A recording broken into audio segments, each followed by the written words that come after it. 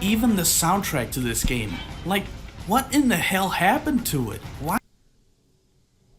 I love the soundtrack. I ended all singing the song. It's okay. What could he be talking about?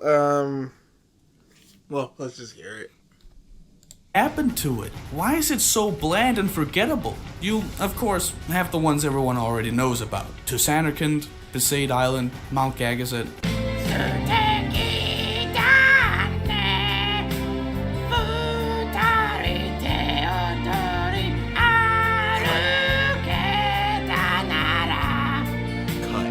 That's it.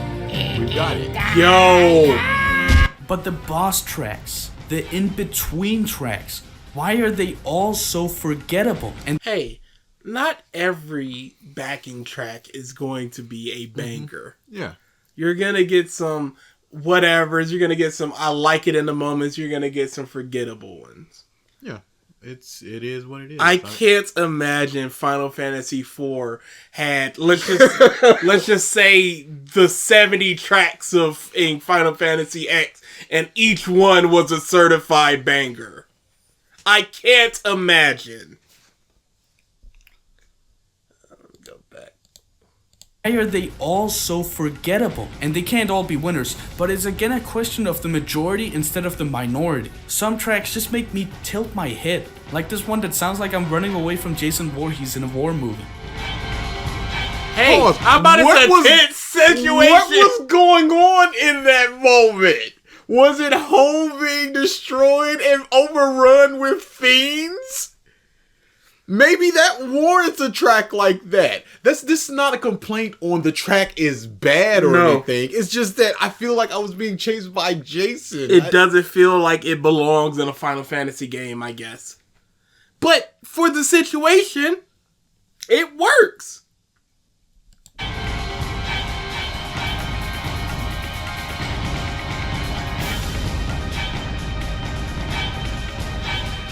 But hey, Hey, listen to it. It's bad. Listen to it. No arguments, no nothing. I hate stuff like this. And this is the problem. I say this, you pieces of with music, Mark.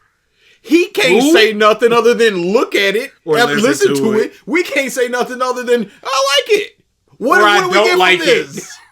Dude, there's nothing. This month is not a music person. He just goes, they're all just bland and forgettable, except for the ones that aren't bland and forgettable. And then listen to this one, which sounds like I'm being chased by Jason. 40-second clip. Is that a bad Move thing? on. 40 seconds. But is that a bad thing? I think that it fits the moment. I think that it's memorable enough. Listen There to could have it. been more to it. That's the most I can give you. Hey, isn't it bad? Listen to it. No, it's not. Now what? But hey, I'm not without heart, and I do think there are a few nuggets in 10 that should be worth praising. This current track is my favorite in the entire game, Someday the Dream. Someday the dream will end. Someday the dream will end and carries on through the battles all throughout. It's so good. Someday the dream will end. Now, again, this is all about comparison, and this is what he should be doing. The Final Fantasy series has predominantly been using pianos and strings. This one leans more towards horns and trumpets, or something just other than this bad. Harsher strings don't as opposed like. to softer strings. Yes. That's something if you want to be a music person. If you want to talk about how this is bad or how it changed or how this was better. We didn't hear anything from the previous Final Fantasies. Yeah, and that's what I was just about to say. Like, it would have been great to hear like 3 or 4 backing tracks from a previous Final Fantasy. You're just like, hey, everybody remembers this, and play it, and it's just like, okay. It's cool to not like it, but I feel like if you're going to make a video on it, if you're going to feel the need to mention it, you should be able to explain why exactly it's bad or forgettable or whatever.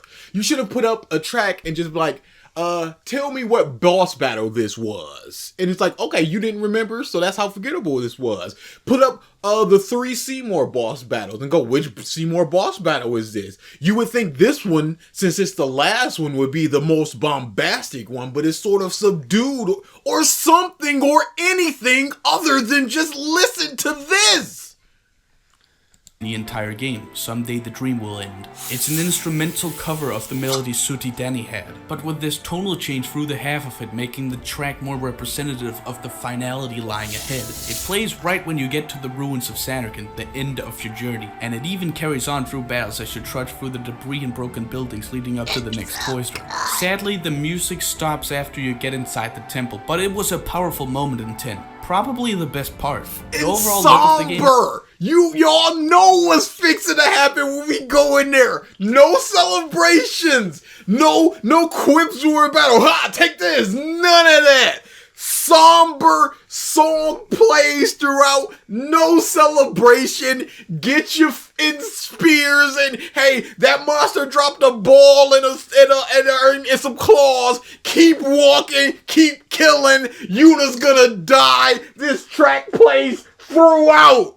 It's probably my favorite part of the game. It's astonishingly good. It's just the trudge to death, and that music is just there playing. Oh, it's so good. 10. Probably the best part. The overall look of the game is also something I can't fault. Spira is beautiful, and I think the art team behind it did an amazing job capturing the feel of the Caribbean islands that they were going for. And for the most part, some of the religious temples. I don't know, some of this shit's a little hard to take in, especially the cloisters. Like, who the fuck built this escalator shit? Regardless, pretty art isn't gonna do it. That is such a... Are there carpenters on the Death Star type of thing? It's like... If you're going to present the argument as a fault or a flaw, explore it. Don't just mention it as, hey, this is dumb. Later shit. Regardless, pretty art isn't gonna do a game much if there's no cohesion within the world for it to work. How do you explain half the shit that you see in Macalania Woods, for example? It's a world with magic and spirits. Yeah, this is it. Did you want one big desert or... 2 of our party members are literal dead beings that are spirits. I don't know what cohesion you could have. And can you point to a previous one where you can see the cohesion between the artwork and compare it to this one where it looks like a mishmash of like 7 ideas instead of just going, where did this all come from? See in Macalania Woods, for example. Magic? How do you explain my heart shits when I eat fiber every morning? Man, the biggest problem with it is magic. You see those people playing the instruments and they're disappearing and reappearing. Yes, I can accept that this world has magic. Because it does. Because it does. It literally does. What's the problem? We can talk about the magic and its implementations. We can talk about how this the only place with like floating things like that, and why is it more concentrated magic here? Is it closer to the far planes or something? We can talk about that, but not just look at it. With 10's presentation is its animations. Now I'm not talking about the CGI movies because those are amazing, but the in-game cutscenes have animation that have absolutely no bearing on how humans normally move. They also reuse animations so much. It's robotic as shit to see multiple people do the same praying animation at once. It just... Number one, that kid did a different praying animation from the rest of them. Number 2, it's a praying animation. Yeah, it's a prayer. How many ways can you fall to your knees and put your hands together to pray to Jesus? There's only so many ways. Somebody start walking like an Egyptian while they're praying? The pray is you hold your hands out, you do a little bit of a kneel, and you do the ball, and you bow. Some people flourish like the little kid with the hands all the way up, but what more can you do? Go back to that scene. Everybody raise your hand. Oh my God, why are there so many samey animations? But at the very least, they put it at different times that they do it. They don't all just do it in complete unison. Reuse animation so much. It's robotic as And, shit to see. and also they're doing it differently. This was not a good scene to pick. They probably have collectively 4 to 5 of these animations, and they probably used a bevy of them in this particular scene. Shit to see multiple people do the same praying animation at once. It just looks kid was stupid. way more Characters flourished. also have varied looks. I've always loved how Yuna looks, even if her character's a pile of shit. However, one thing I found lacking and kinda weird was the distinction between races. You have humans which are just normal humans, okay. Then you have albets who are defined by the characteristics of a swirl in their iris. Pause. The distinction between races. What is the distinction between a European person from England and an Irish person? What's the distinction? Do they need an extra arm or something? He's got more than one and less than 4. He's for us. So it doesn't need to be all that. Of a swirl in their iris. A bit weird. And then you have Guados who are like elves in robes with blue sperm on their face. You know, race. Ronsos are just humans with fur. Or you Humanoid. Ronzos are humanoids with fur. And it's fine to have a bunch of humanoid races. It's not like they're aliens. It's fine to have people that just sort of deviated a little bit from the natural, just sort of humanoid type of thing. And they just, what is a Guado? They just got more veins and they're little elfish looking. But other than that, human. Is it the lack of distinction, or is it the jump between Albed has such little distinctions, and then we've got these in monster men? No, because he said they're just humans. Yeah, let me go back a little bit. You know, race. Ronsos are just humans with fur. So his issue seems to be that the races are essentially just all humans, but... I mean, but what is an elf? Yeah. But a human butt. What is a dwarf? What is a fairy but a human butt? What is a mermaid but a human fish thing? They still have quite a lot of distinctions. They're all massive. They're huge. They're a lot slower. At least they have a horde. They have a horde. Blitzball, they have high HP, high endurance, but horrible speed. Wanted me to explain more of their characteristics? You weirdo. The game doesn't, so why should I? The main distinction between the primary races is based on clothing, which I'm fine with, but there's not actually that much different between humans and Albed. You've named the distinctions between the primary races. It also seems like the Albed are blonde.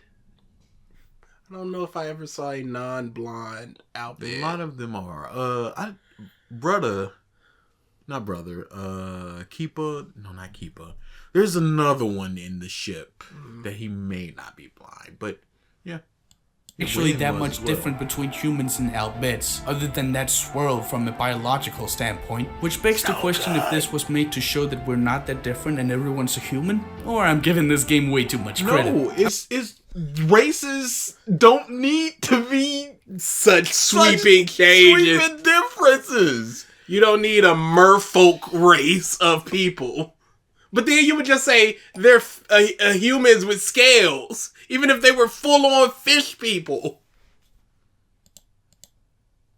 Game way too much credit. I'm gonna go into the story now, so buckle up, because I have a lot of shit to say. Presentation was horrible. That was a horrible section. Initially, a concept like the pilgrimage is really cool. A person bound to a duty that's a tradition. And Tidus not knowing or following these traditions makes the people around him question if it's the morally right thing to do. Is it okay to blindly follow these superstitions? Wait. They don't question that until he starts questioning it. So it's not about... They were ready to kick that. Hey, stay away from Yuna. You broke the law. They don't even question it. They're all, it is what it is. It sucks, but we go. Time go. Okay to blindly follow these superstitions even if it brings momentary peace at the cost of a few lives. I like that. I like that a lot, actually. If only that actually happened earlier in the story. They don't tell Tidus they're on this trip to sacrifice Yuna until you're almost at the end, which leads to one of the cringiest cutscenes. I don't mind that. Yes. I like that big reveal because we got those slow burn moments of when she comes out and she's got the van head and they're all making fun of her and they're all laughing and it just goes. I later realized that I was the only one that was really laughing there. And the first time I played through, you just go, what? As you're just slowly piecing it through, after just going after the pilgrimage, and people just go, yeah, it's just like life after the pilgrimage. What are you gonna do? Oh no, stuff like that. And then that big moment of she gon' die, you just go. And them talking about how it's great to give your life, and it's not just a metaphorical, I'm going to give my life to this religion. It's not like the army where it's just like, you're in, no, you could die. Or if it's like, but this is a you will die. It's not like I'm going to catch a stray horn and die. No, this is, I am going to this place to do the thing, to die, in order to give people maybe a year and a half of just not fearing that they just get mushed at any second. Hashtag quotation marks. There's only so many times that we can have the conversation of, is this really the right thing to do? Mm-hmm. Can we really go through with this? Is there another way as we go from temple to temple to temple? Let's just say that it happened earlier in the story. What is the rest of the story to him? What is it? It's just going from place to place. Just going, yes, I guess we are just letting Yuna die. Unquestioningly. Maybe there's something here. Oh, there is not something here. Cringiest cutscenes I've ever seen. Yuni will die, you know? Auron could have easily just... Oh, thank you for such gripping analysis. This is cringy one line. Just told Tidus before entering Jose because of minutes earlier he, told him that Sin is his fucking father? And before entering Jose... Yes, because that's something he needs to prepare for. And something he should know since he's directly tied into Jet. And Jet was just like... The plan seemingly was just like... That's the one that's gonna kill me and the connection, and that's what's gonna cause the... I can see it's just like, think about it, because this is what's going to happen. Before entering Jose, Tidus asks why he told him this, and he answers this. Better than you finding out at a critical moment, becoming emotional. What? Me? Emotional? I heard you were quite the crybaby. Well then, why didn't you reveal the whole truth to him then? Okay, so, what could be a critical moment with the Yuna thing? Where Tidus would stop it. Could he stop the summoning? I very much doubt it. So at what point during a critical moment of what's going to happen would, upon learning it, he would go, oh no. What could he do? Mm-hmm. Whereas opposed to this, he could die. He could let somebody else die. He could not kill Sin because he's like, oh my dad. There's so many avenues of not following through with this. He's just a person on the side with this pilgrimage. You were already blowing the kid's mind. You might as well tell it all. Then the Don't rest you think of the that'd be a little bit too much to unload on him on that right then and there? Not only is your daddy Sid, but that girl that you getting a little buddy with, she's gonna die killing him. Hey, your mom died and you're adopted. Well, that wasn't even your mama. So I don't know how you're gonna feel about this, but keep it moving. Keep it right, homie. I'll tell it all. Then the rest of the trip could have involved more conversations with the rest of the characters about their individual thoughts on the matter, which would have been awesome character building potential for the whole party. And so we're just going to slowly go through each character with each temple Yeah, and just go, "Hey, Lulu, what do you think about what we're doing?" Like I said, there's only so many times that you can have that conversation. You gotta pull them each off to the side, or you have a bunch of them, and then is their mind slowly gonna change? If their mind slowly gonna change, what they're just gonna be like, oh man, we still gotta do this because that's what mindset already. It is. These are the teachings. We're all sacrificing something here. She's sacrificing her life. I'm giving up my blitzball, all this stuff. Nobody wants to be here. But Yuna is such in this mindset of this is the only way to help Spira. It's so important. She's like a sister to me. This is tradition. This is what it is. Waka he's an idiot. He is a traditionalist. He's not gonna ban Machina. They use Machina. So Yeah, but our whole system is built on this Waka. Well, he's just like, well, now what? Everything is a lie. Yuna's an outband. Riku's an outband. Am I outband? Are there any other outbands that you know about? I'm out of here. But yeah, Orin already knows what it is, and he doesn't like it. Kimari, they're all duty people. They don't like it, but they don't like it. What needs to be done. But there's only so many times we can hear that we don't like it, but it's the duty. I love Yuna like a little sister. We've been together forever, but she needs to do this. Hey, what happened after Tidus learned about this? Did everybody just change their mind, or did the pilgrimage keep on moving? Sadly and sorrowfully. We kept it rocking.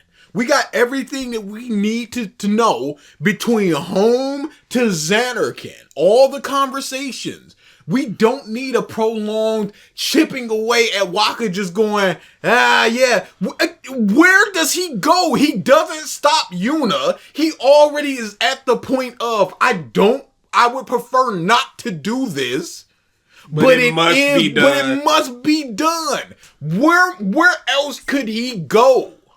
As such a traditionalist, as somebody who believes so heavily in Yevon, where could he go as a character? He would not stop her. There's nothing about stopping. Never a thought in his mind. Not only because he's traditionalist, but because he's stupid. So there's nowhere to go with Waka in terms of let's change his mind or hear more about him not wanting Yuna to go. And the same with Auron and Kimari. They're duty bound. Keep it rocking. So you got Lulu and Yuna. I mean, not Yuna, Riku. Riku already like that. Already. So where could she go in this? There's literally only Lulu. Or Tidus is he's an Ippo type, because he goes, at one point he just goes, Yuna's in trouble, we go get Yuna. Yep. That's just a straight line of, doesn't matter what's going on around us, this solves problems, so we do this. So all he can constantly say is, what are we gonna do? There must be another way. Okay, figure it out. The best possible way for everybody. Figure out the way. What's the way? There is no conversation there. I like the slow burn of, nah. This ain't as happy as it seems. This isn't, unraveling of the mystery of why it's so somber, yes. Why everybody's like, why he's like, I'm the only person that's laughing, why everybody's tugging their collar with the life after the final summoning. You get some jet spears before you get the big reveal, where even Jet's just like, man, when we get back, there better be parades and cannon fire and women and drinks and all this stuff. And they're just like, yeah. I much prefer this story than a potential story where there's not as much going on through the 40 hours you're going to be Not as playing. much drama, more repetition of, hey, we gotta save her. Real Demon Slayer stuff, cyclical stuff of just like, all right, we're at the end of this chapter. What is your feelings of the Yuna thing? Oh, still the same. Building potential for the whole party and lead to a more engaging finale when everyone decides to go against the tradition by choice. By choice. This melodramatic schlock does nothing for me. Hey, it is their choice to push on. To allow Yuna to do this, to follow the teachings, to go through the pilgrimage. And when they reject it, it is also their choice. This is such a... I had an argument with somebody about Superman, where they said that no matter what, it's hard to get invested in a Superman, but because of the way he was raised, he was always going to turn out like this. Yeah. And it's like, no, that's his choice to be that every day. Even if you could go, they would have a choice and blah, blah. They have a choice now. Yes. They can all just go, no, right now. And they don't. Yeah. They are face to face with essentially a deity, and the deity's going, yeah, it's all just a lie. And they're like, in teachings, they said that if we repent, sin will die. And they go, no. Sin is forever. Sin is eternal. Yeah. You kill them for a while, and then whoever you used as your final summoning sacrifice, they just become sin. They come back. There's this calm. It's just a time of resurrection. Grand opening, grand closing, grand opening. And to have your entire religious mindset to just be just your destroyed, entire 20, 30, 40 years of life just destroyed, face up, just... If we repent, if we just be good little Yevonites, sin will one day be... No, he won't. No, 2 people need to die at least, yep. And then that's just the calm for a little while. For a little while, and then he'll be right back. So who's it gonna be? Just a pure hard robot? No, it won't. Sin's coming back. He always comes back. There is no repentance. How do you go home gonna be one of after y'all. that?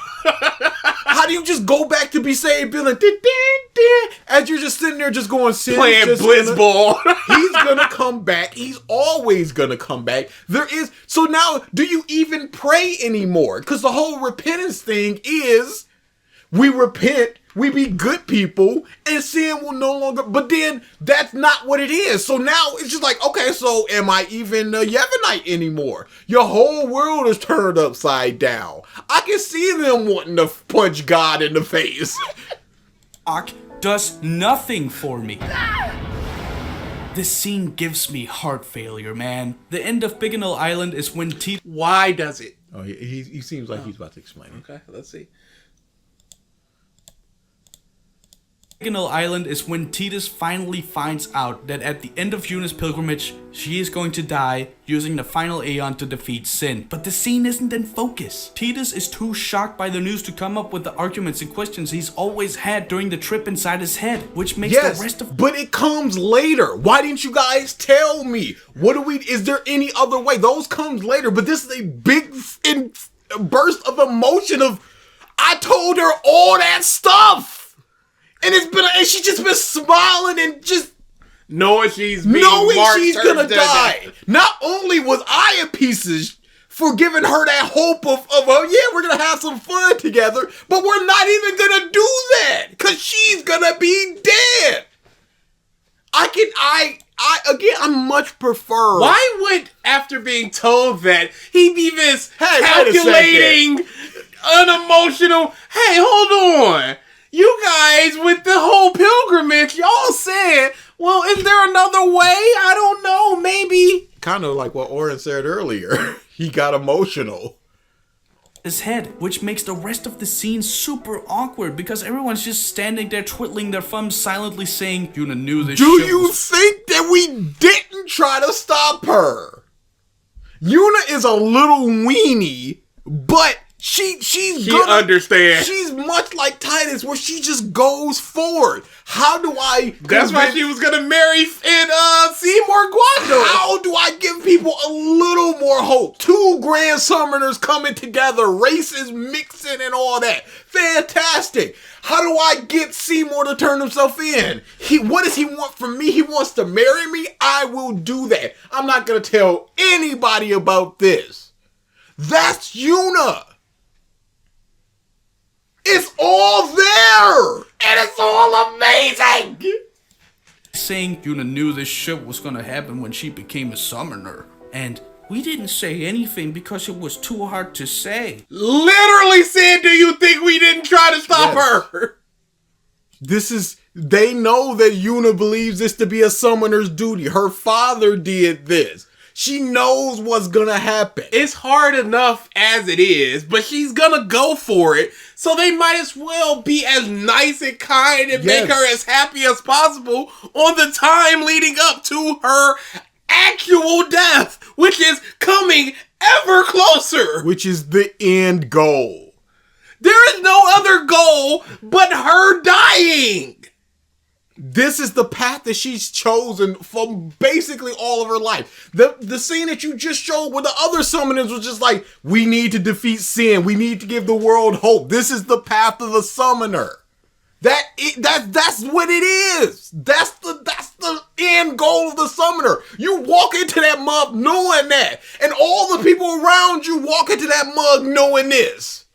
So do you just walk by just going, dang, man, only in 2 weeks until you die as you just walk? No, you make you the sure most you want to do this, Yuna? Because you know you're going to die.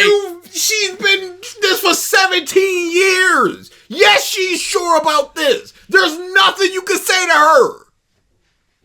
Because it was too hard to say. We weren't hiding it. It was just too hard to say. It's too hard to say out loud. We're letting Yuna march to her death because that's what she wants to do. Hey, once we be seeing, we can come back here and have a party. No, she's gonna die once she be seeing.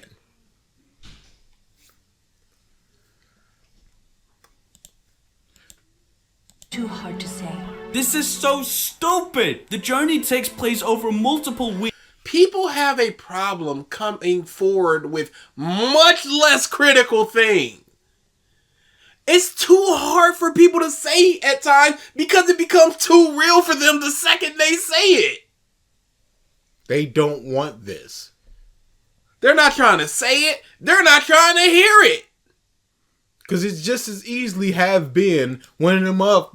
Donna could have beat Sin before they reached it. And it's just, oh, dang, Yuna, maybe next time. Oof.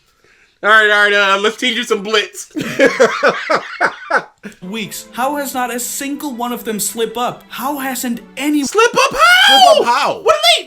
Hey, this is a good hot dog. Yeah, Yuna's gonna die. What? Look at all the black people in the world. How has somebody not slipped up and said the N-word? Like, what do you mean? It's too hard to say. Why did they slip up and say it? It's almost like they're actively trying not to say it.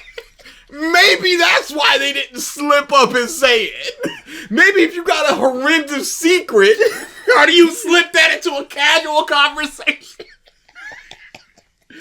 You don't just hold in every time. You're watching a movie with your girl knowing that you cheated on her. Something on TV comes up and it's cheating. You're watching Maury Povich and it's just like, oh man, imagine if I cheated, huh? Yeah. Last Thursday with LaShonda. Imagine that. Like, whoa, oh no, I slipped. What? But it's not even like that because for the most part, the weeks they're on the pilgrimage, they're not talking about this. So it would be if you were watching the TV with your girl and it was like Coco was on TV, and it's in the scene when he first gets there. It's just like, this is hilarious. Yeah, I cheated on you. Oh, like sorry. Oh, who's calling you, LaShonda? Yeah, tell her to give me some of that good puss. Oh no! Oh. Tell her I had a lot of fun last Thursday. You said you were at work Thursday. Whoa, I slipped. I was working her. I mean... How hasn't anyone we've met said anything about it? We didn't What say does the it. conversation look like for somebody mentioning that she's going to go over there and die? How do they introduce that? Hey, good luck living for the next 3 weeks as you're going to kill yourself against sin. We all know what can happen when people go into the Army, the Marines, the Navy. There is the potential of death. Why, when we're talking about Army vets and stuff, aren't we just constantly slipping up and going, y'all could have died. There's people dying over there. Who's dying? And stuff like, I hope you don't die. Hope all wars are coming. Hope you don't get in shrapnel to the eye socket. It's a known thing that does not need to be spoken about. Because even after Titus learns about it, how often does it come up? And also, it would have to just be intermittent with the summoners and maybe the temple. We don't know how much the temple know. Each individual temples know. The summoners know that they're going to die, but how much does the world at large know about it? They might just think, yeah, fighting sin is hard, and Braska just died. Think because it was too hard to say. How fucking hilarious coming from Lulu, who told Waka to just get over his brother's death after noticing a resemblance in Titus. The big and old shit. No, he was too focused on it. He was just like, no, he's just like Chapu. You gave him his sword. You're doing all this stuff with them. Hey, doesn't he look like him? It's just like, no, you gotta get over this. He's not coming back. No matter how much you want it, no one can take his place. You got it. That's and as his former lover, she got over it. You get over it. Resemblance. And this is something again super personal. You have to just blatantly say things to Waka because he's stupid. Big and old shit fit feels like the part where Square found out that they went too far. The entire sequence was the developers saying, we forgot to reveal it earlier, so we'll reveal it now, I guess. Okay. I don't and care it's what you such a stupid place in the game where there's already a lot going on. The Albet's home is being invaded by fiends. It is drama upon drama. Not only is this crap happening, but now there's monsters rocking up. We're surrounded by a bunch of dead Albed who we previously thought were a bunch of heathens. It's like in Persona 4 where the when you're going into the game world, into the world, there's that stuff going on, whatever's going on with the person's inner self and all that stuff. Then you've got the mystery of who's throwing people in the TV. If it's this person, did we kill this person? That type of stuff. There's so many avenues to have a bunch of drama and things going on at once. And you're just going, well, why not reveal it early? Why they must have forgot. Huh? What's going on there? Like, it's. I would love to know a story he loves. Yeah. Video game story he loves. Video game RPG. And why? Not just the small little mentions of, hey, look at these fireworks. Hey, Final Fantasy VII, right? The Albet's home is being invaded by fiends, for Christ's sakes, which also leads them to self-destructing their home? Actually, did they even need to blow up home? Couldn't they just have taken it back after defeating Sin? No, because the Guado were there, and they talked about how it being a secret. So if the Guado know, they can lead other people there, other people that do hate the Albed and will destroy the home. So it's just like, we're taking it out on our terms. Yeah. I guess we'll build another home at some point, but for now, this has got to go. Because even when Riku was leading them there, she was like, it's a big secret. You guys cannot tell anybody. And now people are here, and they can tell them, hey, the group that you hate, they're all in this desert. Here's the coordinates. Feeding Sin? We're gonna blow up our home. How? How? What the fuck do you mean, how? Why?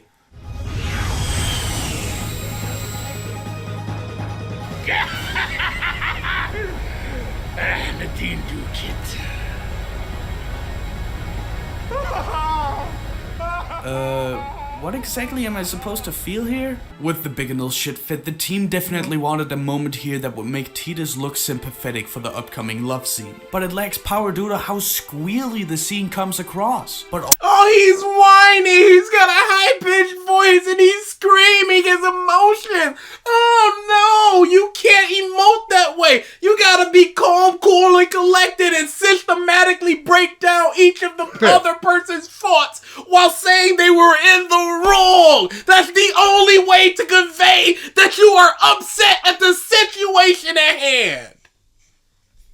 This is such Asta screams bullshit. What about the words? What about the meaning of what's happening here? Him scream though. But also the lack of character building leading up to this point. What really is there between these What? general? What? There's plenty between them. You see them going off and talking with each other Constantly. He gives her hope because in her mind there is the doubt of just like, "Muff, I'm dying," but he's all happy and upbeat, not even fake happy and upbeat like everybody else. He is the most genuine person around her because every smile and joke of everybody else can feel like a lie because they know at the end this is over. Plus he genuinely is like, let's do some after we beat Sin because that's just what we're gonna do. Plus they got the commiseration of we both have famous fathers and we're living in their shadows. That's something that can connect people. I think those two have had more one-on-one conversations than literally any other cast members have had with each other or with Titus. Probably not Titus and Waka. It probably goes...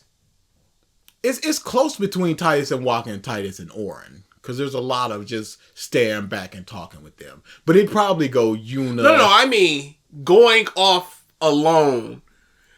We're in a group. They walked a little bit ahead of us. And now I'm going to talk to you real quick. Yeah, it goes Yuna, definitely top. And then probably Waka, since he was there from the beginning. And then probably Orin. Definitely Orin. Maybe Riku. But yeah, it head and shoulders Yuna. Between these two in general. In previous games, this usually wasn't a problem. In 7, Aerith almost gets captured by the Turks. Cloud helps her escape and takes her home. Cloud tries to leave her there so he can go and find his comrades on his own. But the next morning, she's adamant about following Cloud, which he reluctantly agrees to even though he doesn't want more harm coming her way. She later thinks up the plan that saves Tifa from Don Corneo, and shows that she can be just as rowdy as the rest of the party. The relationship is twofold. Cloud helps her, and she helps the party back. Aerith is Now you always have to realize that when when people like this start talking about something and when they don't talk about something, when they do make the big comparison, because that's good. That explains the relationship. As somebody who has not played that game, that explains the relationship. But look at this with the fireworks. I will never get over that. Yeah, what are we supposed to get there? So why didn't you explain that? What is the difference between the two people's relationships from the two games? No, he's going to explain it. He's going to explain it in, what do they have over here? They whistle and they do the laugh. That's Tina's helping her. Yeah, and that's bad because they didn't have all of this when they had a bunch of other stuff. and she helps the party back.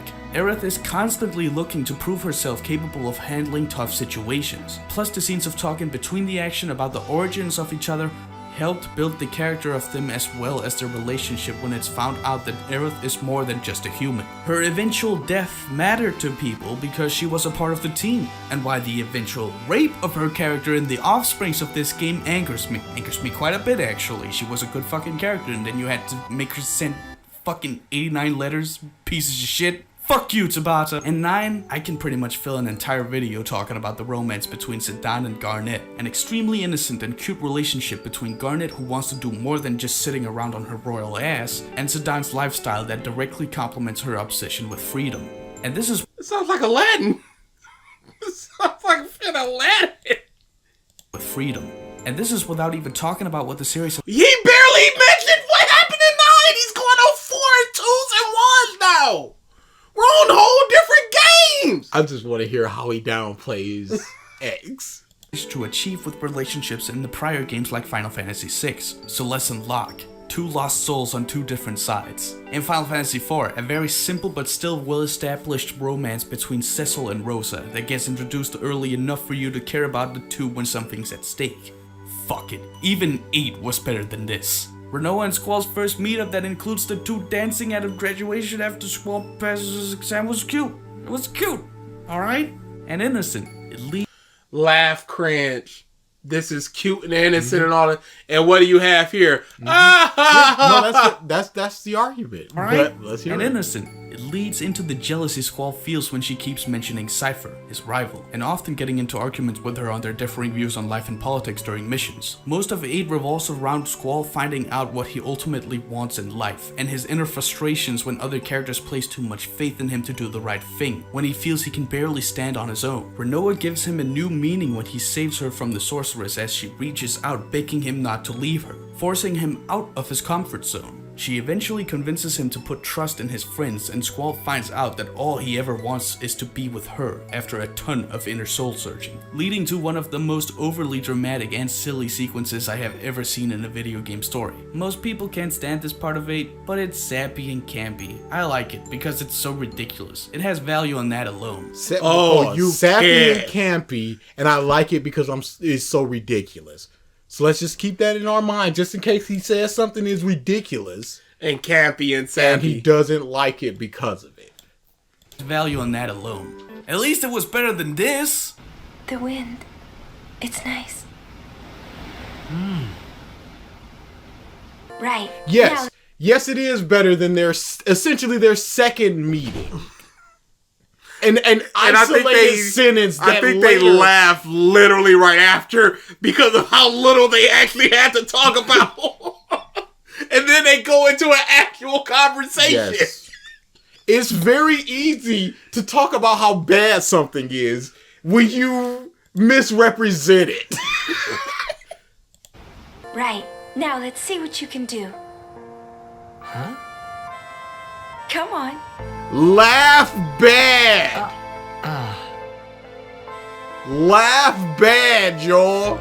Oh, we all knew where it was going. Never laugh. There's no other direction you could take this.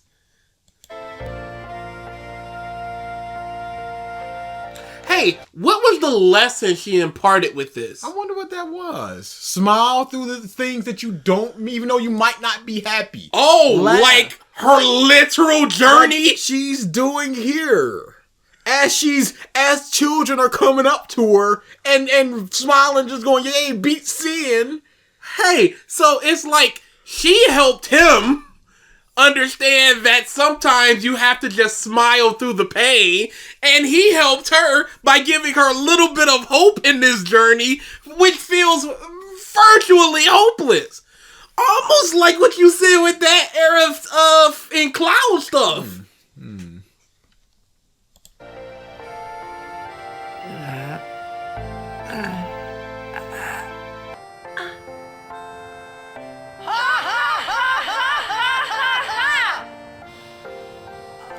I know what this scene is trying to do. I know that's trying to convey Tita's grit and teeth and bearing with the disasters that keep happening to keep moving rather than wallow in misery. No. Not that part. It's Yuna teaching him that, which is a big part of it because she's had to do this. But forcing yourself to laugh, what kind of stupid shit is this? What's that gonna do? That's just forcing positivity instead of moving beyond the pain. That's literally what's happening in the pilgrimage. Yes. She understands that. There is no beyond the pain for Yuna. This is also on top of it easily being the most obnoxious delivery in the entire game. Also, why is Yuna joining in after telling him to stop? Just why? It's almost like she's having genuine fun as they do the fake laugh and then bust out into real laugh. As the other people around them are just going, we gotta pack this up, y'all. We gotta go die. Well, she gotta go die. Yeah, We just gotta. I'm gonna kill you right now, Yuna. Oh, I slipped. That's what this journey's about, Tina. Oh my God, why can't I stop?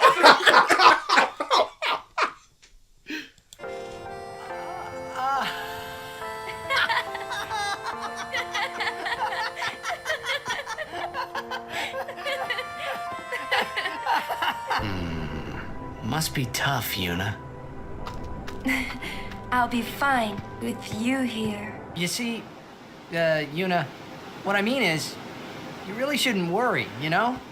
After we beat Sin, that's when you can worry about the future. I guess. Well, Yes, there wasn't much... she is saying that. She's trying to make him feel better because she knows what's going to happen here. Media literacy is at an all-time low. I wonder how he would feel if somebody else took a bunch of out of context 1 or 2 line clips and just went, these 2 characters are bad.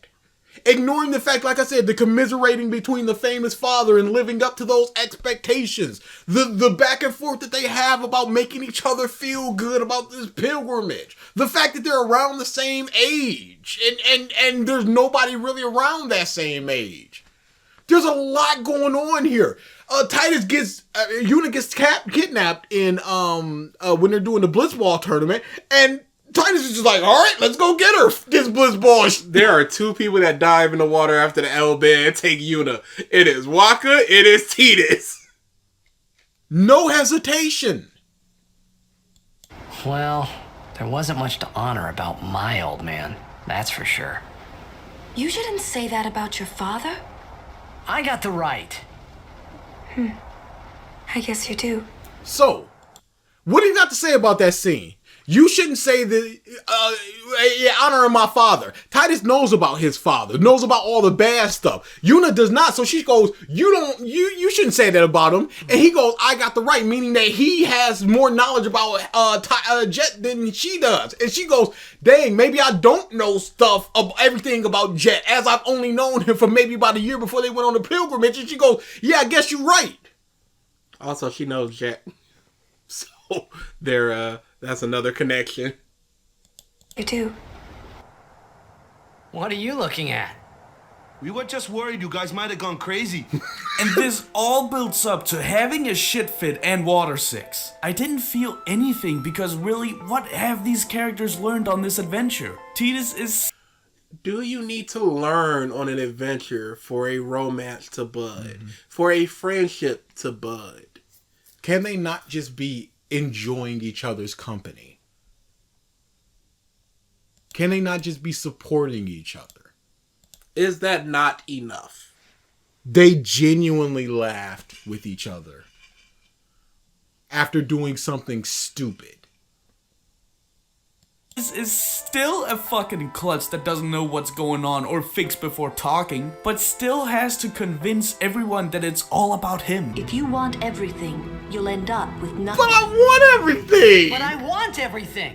And Yuna is still an indecisive moron who doesn't know what she wants and keeps making the worst decisions. No, she knows exactly what she wants. That's why she's on this pilgrimage. What was the worst decision? I hope he's showing it. Where's the indecisiveness?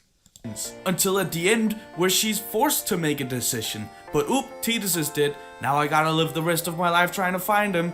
Oop, he's nowhere. Guess I just gotta move on. Oop, never mind, there he is. Wow. When did she say she was gonna live the rest of her life finding him? She gives the speech of just like eternal calm. And Titus too. That is the calm is such a good name for the in-between times of sin. And the eternal calm is such a good name. It's just like, this is forever, yo. They've got some really good... No more cycles. I love sending. Sending is such a good, just short look. You would send me, lady. You would... It's just... You know what's going on. No like hoobity boobity with made up language. It's just we this need is to the send these people bleak. over there. You're performing the plockles? No, I'm sending a mother. Finding a cause to keep moving is easy. To be fair, Yuna's main interest in Tidus comes from the otherworldly element of him, since he's not from her spira and not used to how her people are treated. You can therefore say that her love of Tidus comes from how he treats her like a normal person, which makes lines like this one that I used in the montage obsolete, but I still used it because she doesn't sound happy. I also don't buy Tidus No, because there is no future for her. Yes, yeah, I guess so. Oh wait, no. I'm gonna die. So why would you say you don't understand the relationship and then explain half of it? I also don't buy Tidus as a believable romantic interest, or Yuna for that matter, because the romantic foundation was built on words rather than actions. Which... What actions are they supposed to take? He went to go rescue her like 5 times! 3 times. What more action is needed? When she was kidnapped, when did he not go to save her? When was it not his decision to just go, we're crashing the wedding?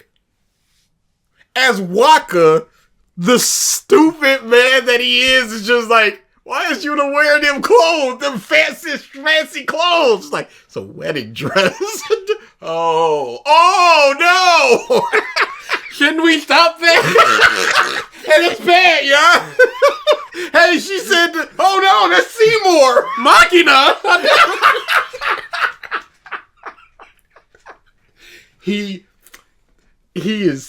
He's not a good person. No, far from. He is prejudiced as. He is still my favorite character. I love Waka to death. And I'm just like, wow, when did he stop being so racist? He's just like accepted of his racism. Yeah, I guess you're just an Albert. It don't stop for the Albert. I still hate them. But y'all two are the good ones.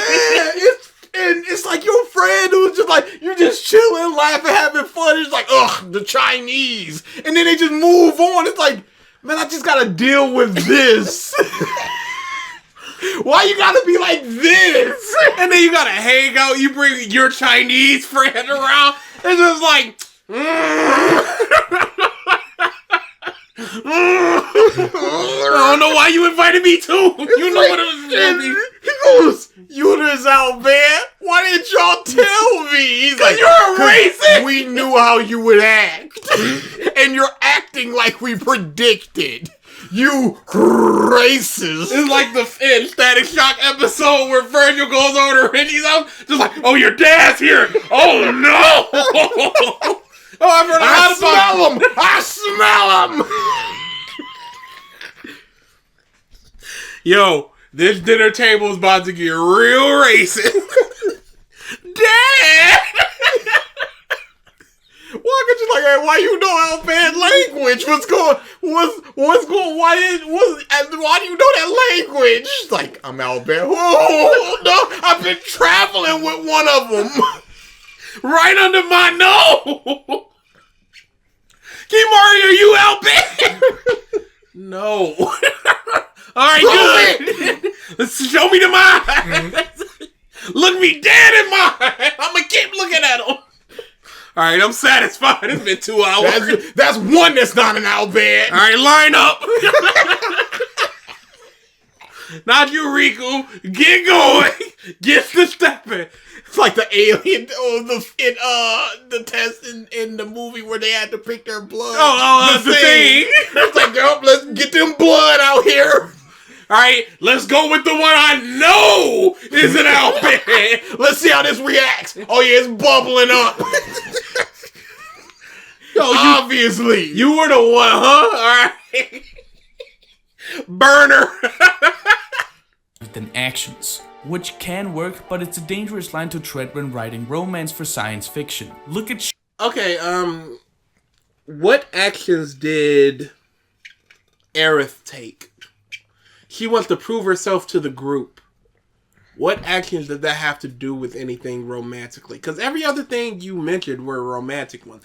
The other one was foreshadowing. I think it was in Final Fantasy VI, you said, where she just went, that's not the Cecil I love or whoever. That's the literal words. Yeah, you can. But again, the actions do come. There are actions, just the laughing thing. She doesn't say, this is what I'm doing, but then you later realize that was what she was doing this whole time. Titus goes to save her multiple times. It's Look at shit like the Clone Wars and Anakin's Sandy Pussy. There's supposed to be a consistent mix between the conflicts and the development that made you see that these characters do more than talk. Shit that makes us root for them throughout the story and helps build their resolve. Here, the result is a romance that is so shallow. Their resolve is already set. Unless you mean vis-a-vis Titus and Yuna, but what resolve could there be? It's not like Squall, from what I've seen, where it's just like, I want this thing, and you guys are changing my mind on the thing I want. Titus is going along with the pilgrimage. What growth is there to have outside of just getting more friendly with Yuna? they're together. This isn't like another game where they can split apart or anything. No, they're attached at the hip because they're all going the same place. And undercooked. What Yuna even finds appealing about the guy firsthand is the fact that he's the son to Ject. No, that's the initial thing. He did say firsthand. Okay. Yeah, that's what's wrong with having a first impression of, hey, I know your daddy. That's cool. I like him. You're probably a good person too. He used to tell me about Xanarkin and all this other bullshit. Tell me. And then they spark up a conversation and a relationship. To Ject. Not really good boyfriend material if the first thing the guy reminds you of is his dad. A love story is supposed to... No, the kind-hearted nature of you, your energy, it reminds me of the person I liked when I was a kid. It's no different than in little sister's like, I'm gonna marry my big brother when I get old. It's just Finn. Yeah, He was an older dude she looked up to, and you remind me of him. Nice. Because he was nice to me. Story is supposed to make you feel a connection between two strong characters when they complete one another. Here, this love scene just feels... Sorry, what? If the first thing the guy reminds you of is his dad. A love story is supposed to make you feel a connection between two strong characters when they complete one another. No, what? No. What? Based on what? Yeah, that's not the only way that a love story can go. It can just be two idiots who are always idiots and then they're just idiots together. Like, of course, there's the shy person who wants to be a little more outgoing, and then find a person who's outgoing, and they get together and they complete. But that's not just a one way of romance. I've never thought of a romance as these two people are completing strong each other. Characters that complete each other. Yeah, I'm not like Tadano needs Comey to be complete. I don't think Uzaki-chan wants to hang out. I don't think they complete each other. They're just please go home, Kusu-san. Like what is there to complete about each other? I guess she mellows out a little bit more. What does Aerith complete about Cloud? I'm asking you genuinely, not as there's nothing that's complete about, because I don't know what the story is. I would just like the comparison if you're going to introduce. From 8, Squall and 8, and Final Fantasy 9 and all of that. What do they complete about each other? This seems very much like he wants a opposites attracts type of relationship. Which is, it doesn't need to be that. I got into this argument with somebody about Black Clover, where they said that they hated Yuno and Asta's rivalry because there's no bite to it. And I went, a rivalry does not need to have bite. It does not need to be clashing of ideologies or darkness versus light. It can be two people that love each other just propping each other up going, if it wasn't for me, you'd be the best, but I'm the best. But I'm here. So you're not. So a romance can just be two people, basically the same type of person, just being, hey, let's do this. Or different people who are just like, hey, let's do this, but they don't complete each other. It doesn't have to be a shy person and an outgoing person, and that person is, hey, now I'm going to be more outgoing because I'm with an outgoing person. No, they can just still be whoever they are. It doesn't have to be that. This love scene just feels like happenstance due to Titus being there for Yuna to have a shoulder to cry on. He's been there from the jump, essentially. Giving her hope. Treating her like a normal person. Being nice. Extremely genuine with her. Therefore, Having hopes and dreams for the future. Because who else talks about the future with her? Nobody, because they know what's up. On, and therefore feels forced, disturbing, and also just fucking gross. Cool. I've read one-shot hentai manga that has better written love than this. Most scenes leading up to the Bacchanal shitfit don't define Titus' protagonist status either. Shit kinda just happens, and his response to dilemmas about people maybe dying is that Also, this is about story, and he's talking about nothing but character. I just wanted to point What does he mean things just kind of happen?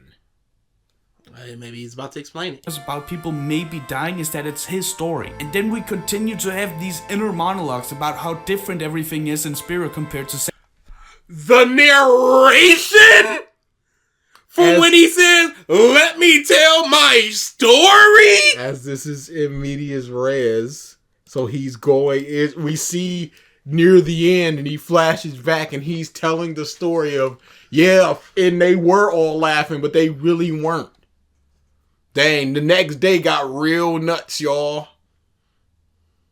different everything is in Spira compared to Sanarkand. Hey, Seems like that was not a how different things were. What's the next one? I'm stuck here. What was it? Seems like these are fine. This is my new reality now. I'm stuck in it for good. Where's the comparison of how good Xanarkand is? Seems like these are fine, and of course he's gonna feel like this. It's the repetition and not moving beyond it that gets to me. And often come off as like, yeah, no shit. Did you really think we couldn't figure that out? I didn't know it then, but after that night, everything changed. For everyone. For me. Hey idiot, typically when you do things, things change for you. And you are a part of everyone, you fucking waste When you do of things don't necessarily change for you. I can go downstairs and get a sandwich. Nothing gets changed. I mean, Your I guess, hunger if once you eat that no, sandwich. but I would not We have classify my status as a change. Yeah, but our fridge has changed. If I went downstairs and broke my arm, I would say that that's a change. So to say that something has changed would mean Because that you something did big something. has changed. Like, you go to work every day. What changes? What has changed in you? Unless you just become more cynical. Which is woof. And Titus considers himself outside of everybody because he's not from this place. He doesn't understand the culture and the customs and stuff like that. So I can understand him just going, everything changed for everyone, and him not considering himself part of that everybody. But then just going, for me too. That's like, okay, so everything is gonna change. Yeah, because if everybody in the world just rejected the teachings of Yevon, that changes nothing for him. Yes. If they just rocked up and just went in the head of the Guado was actually super easy, people were like, what the and he's like, oh, what's the difference?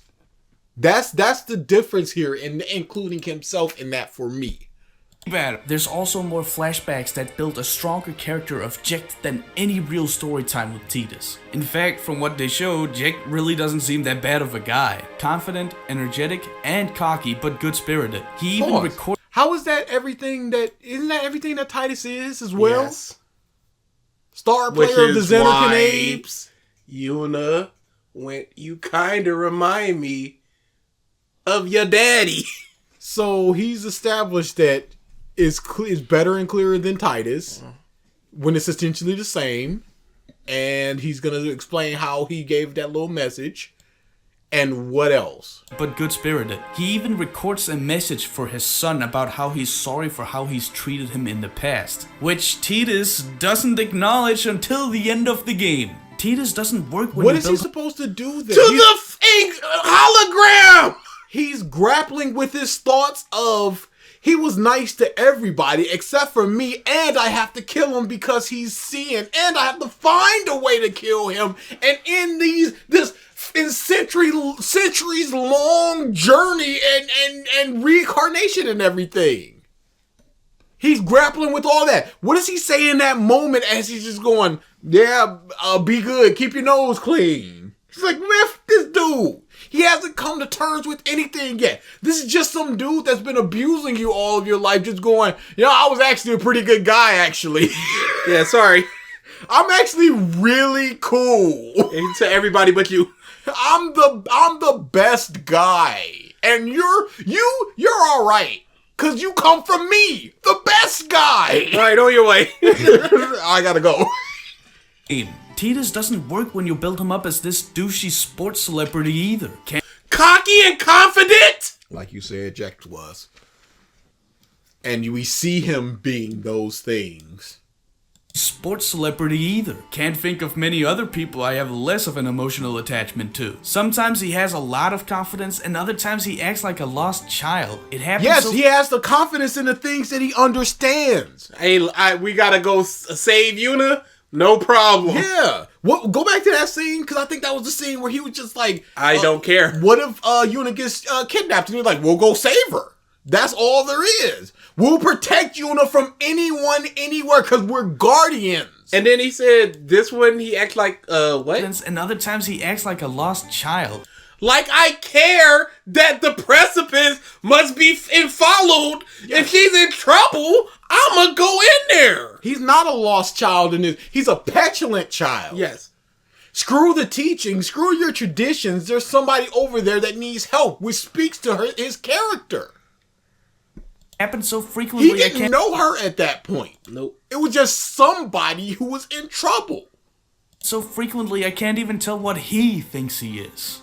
Yuna it's almost like he's a multifaceted, three-dimensional character who has more than one emotion in any given situation.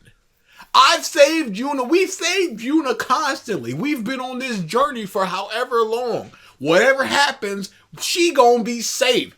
Definitely. Cause you're here. Cause I'm here. Cause we're here. Yuna's better. And then in this scene, he's just going, yo, what did he say? Yo, is that the your daddy's jet scene? Oh no, that was when Oren showed up, and he's just like, take me back to Xanarkand, cause you're the only monk that knows how to get there. I want to go home. I don't know this place. They said that bit was wiped out. Take me back. My home. I left a bag of chips on my desk. That stove was on. He doesn't have money. Yuna's better, but not much. She seems rather unfazed by her destiny and says very little. She has accepted her fate. She's unfazed by it because what more can you do? Her whole thing is, I want to give hope and happiness to Spirit in whatever way I can. Be it marrying Seymour, be it going on my pilgrimage to die. I just want to make people happy. In terms of what she really feels when it comes to the pilgrimage, other than I have to, until at the end where I'd say she was forced to end the traditions by killing Yunalesca. Her character does have moments where she shines. She's just so useless. She gets kidnapped a total of 3 times. Yeah, I can just say people are useless. Yes. Why did she get kidnapped? Could it be that the Albans were kidnapping people? It wasn't just because it was Yuna that she was weak or whatever. It was because they are specifically kidnapping her with their sneak attack because they're sneaky, smelly Albans. Walk on with you. Best Hokage. Big old Machina. Kidnapped a total of 3 times during this game and constantly gets into issue after issue, leading her to almost marry someone she didn't even want to marry in the first fucking place. Issues that arise because of not only her character but because of the world as well. This is good for politics. This is good for the people if we were to marry. Mm-hmm. You are the daughter of Lord Braska, the previous defeater of sin.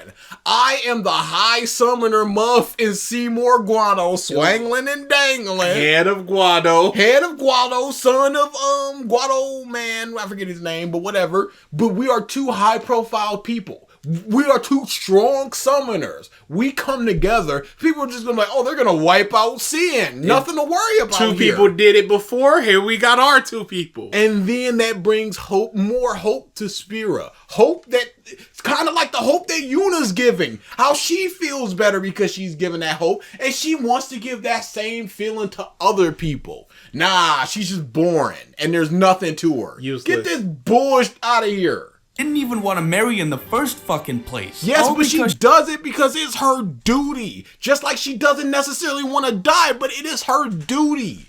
You do Place. things that you don't want to do. That is the purpose of the smile scene that you mocked. in the first fucking place. All because she thought it'd give her time to convince him not to be a bad guy. What? That was one Her of the reasons. airheadedness. Yes. She also said she would do it specifically if he turned himself in. Not that he would stop being a bad guy, if he would turn himself in. Her airheadedness and naivety are cute character definers, but when cute is all a character has got going for them when they have major presence in the story, it can become unbearable due to how predictable the actions of the character can end up becoming. Hey, what's cute about this? What's she doing here? She's stopping somebody. That's determination, isn't it?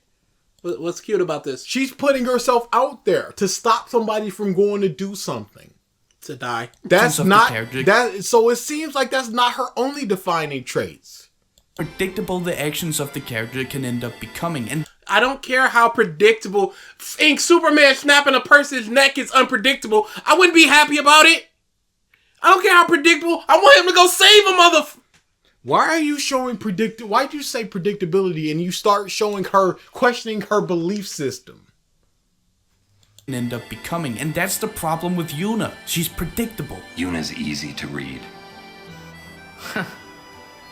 Yeah, she is. Gonna give Renoa some more credit. No, because they didn't know that she was gonna go marry Seymour. Even after it was just like, I'm gonna go marry Seymour, and they went, no, don't do that. And she went, yeah, you're right. And then they wake up and they go, where is she? Oh, she's getting married. And also, there's nothing wrong with being predictable. She is a simple character. She's much like Titus, where the best possible track is forward. Give Renoa some more credit. I definitely couldn't see a lot of what she says in that game coming. Oh, I can't picture what she's gonna say. So good character. Are you serious? It's a very lazy critique to be like predictable versus unpredictable.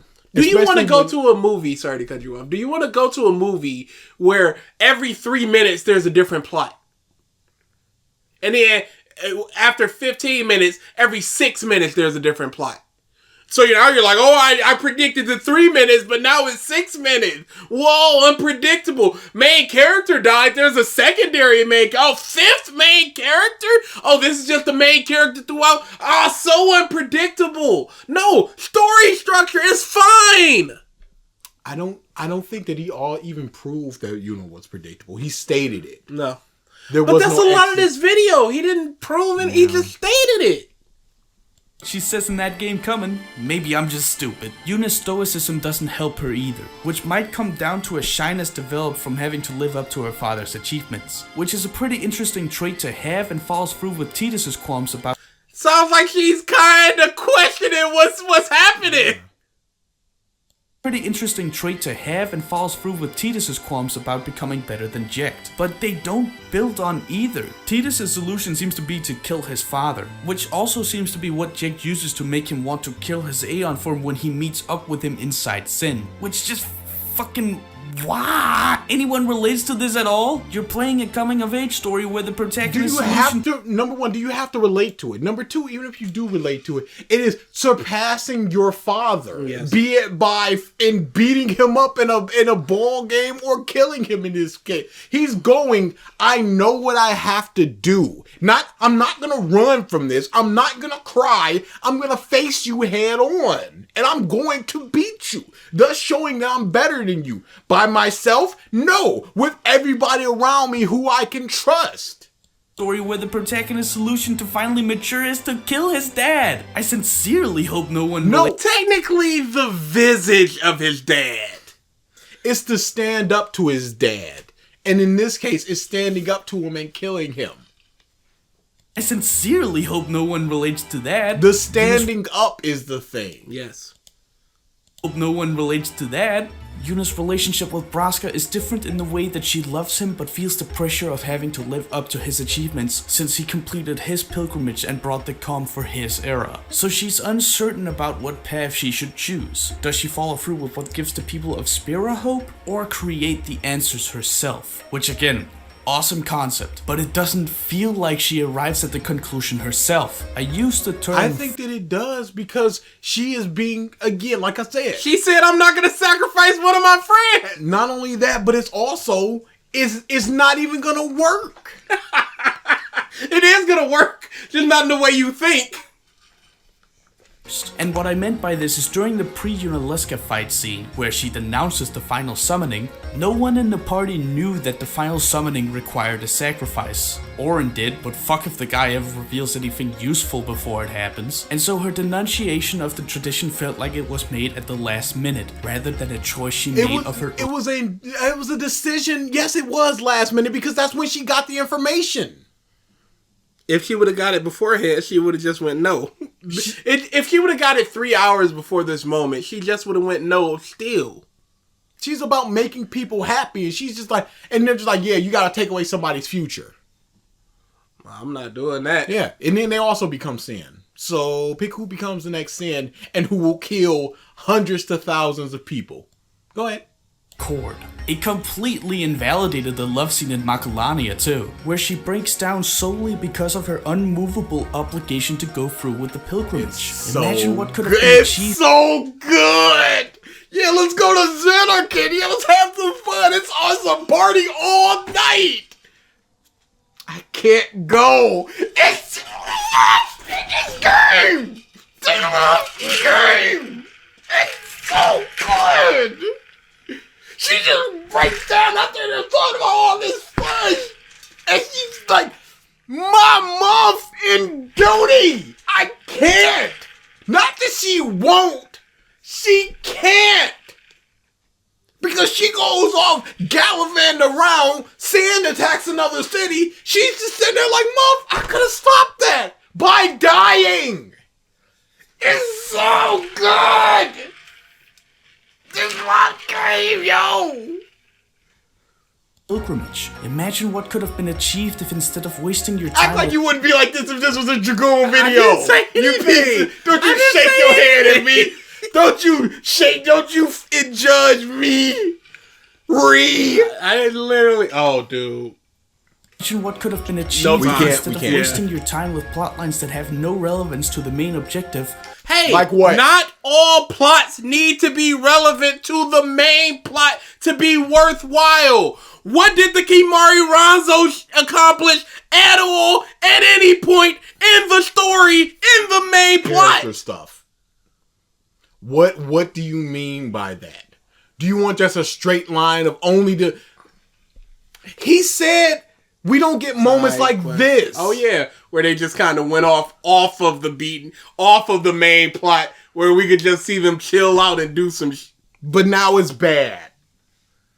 This dude is nuts. Relevance to the main objective, a more focused attempt was made to showcase the false hope the pilgrimage brings to Spira. Like I said in the beginning, linearity isn't an inherently bad way to tell a story as long as the project is focused. You waste my time with all these subplots that just further convolute and dilute the message your story is going for.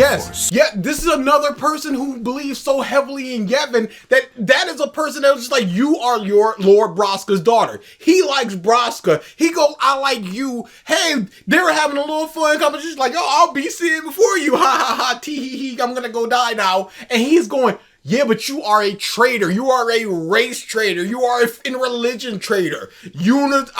Braska's daughter or no, you got to go.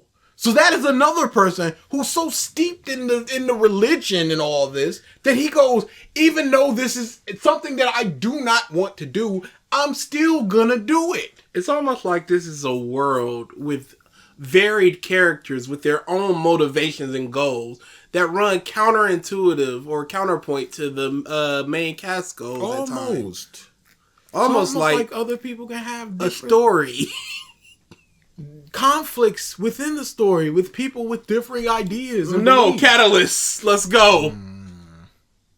The message your story is going for, so much so that when you are asked what the themes of your game is, the answer given is it's about journey and other hidden themes. I don't care. I don't care. don't care. We're getting into theme talk. Yeah, we're not. Themes. Other hidden themes? A story can certainly have multiple meanings, but when you have too many meanings going on, your message becomes confusing. Another factor that definitely holds the story back is Pause. What was confusing about this theme?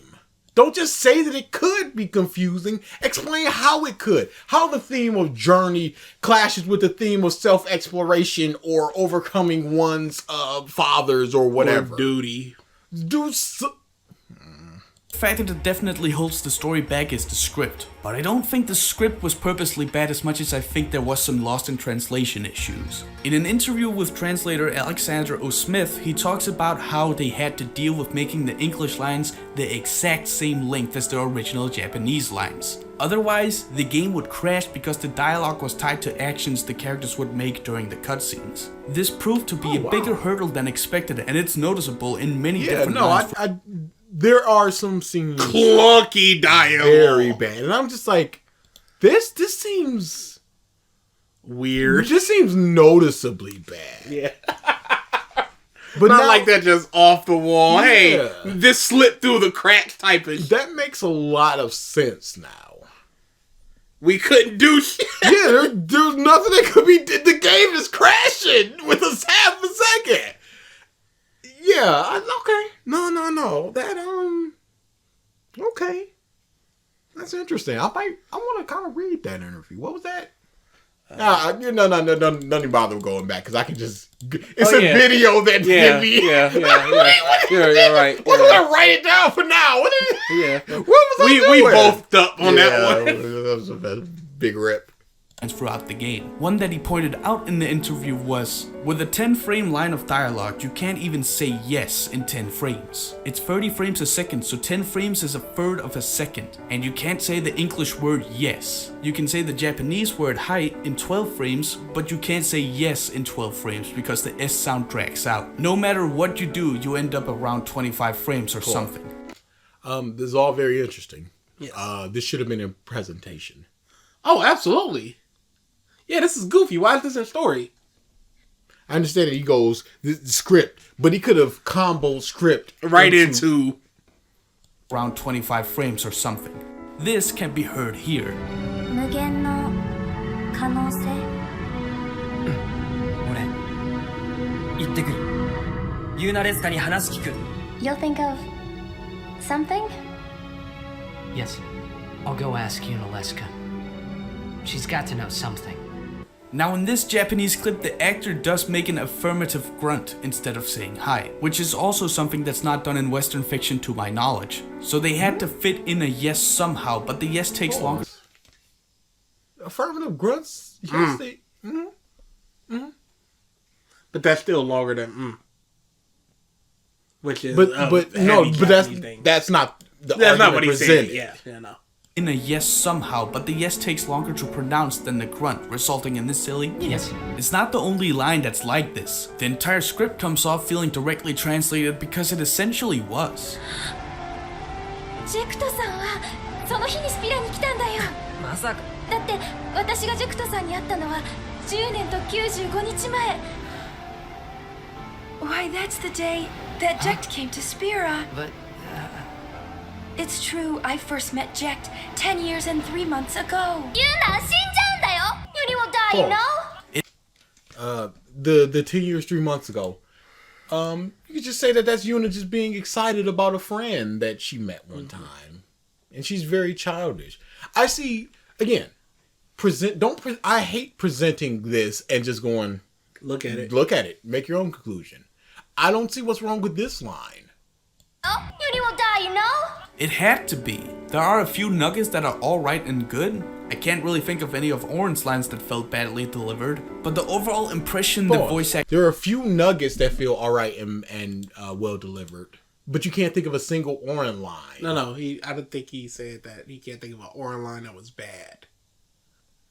So wouldn't that classify it as overall the nuggets? So that's seems like a lot as the man talks a lot. Overall impression the voice acting gave me was a bad one. The reason I'm focusing on this so much is because Kitase has gone on record to say that one of the reasons he feels Final Fantasy X succeeded was that it implemented voice acting right as it was beginning to become a popular feature. As the previous games only had text, the depth of expression available to us was greatly broadened by the introduction of voice. Okay, stop, dude, stop. I think Kitase undermined. I know what this scene is trying to do, but I'm still gonna make fun of it. So you're having your cake and eating it too. You're going, this is dumb, but I know what's going on here. And you even show the voice actor, because that was the voice actor going, quit with this. I know, we all know what this was. I know how to laugh as an actor, but the scene was this. So you even know that. So what is the purpose of that's for the people who weren't listening, where they just go, haha, this is bad.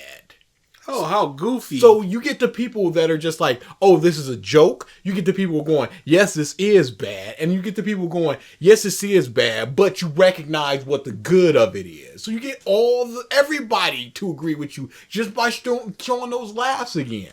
Stop, dude, stop. I think Kitase undermines the power his previous games had because they only had text. You can make a lot of interpretations with text. Interpretations are awesome and give games a fresh feeling every time.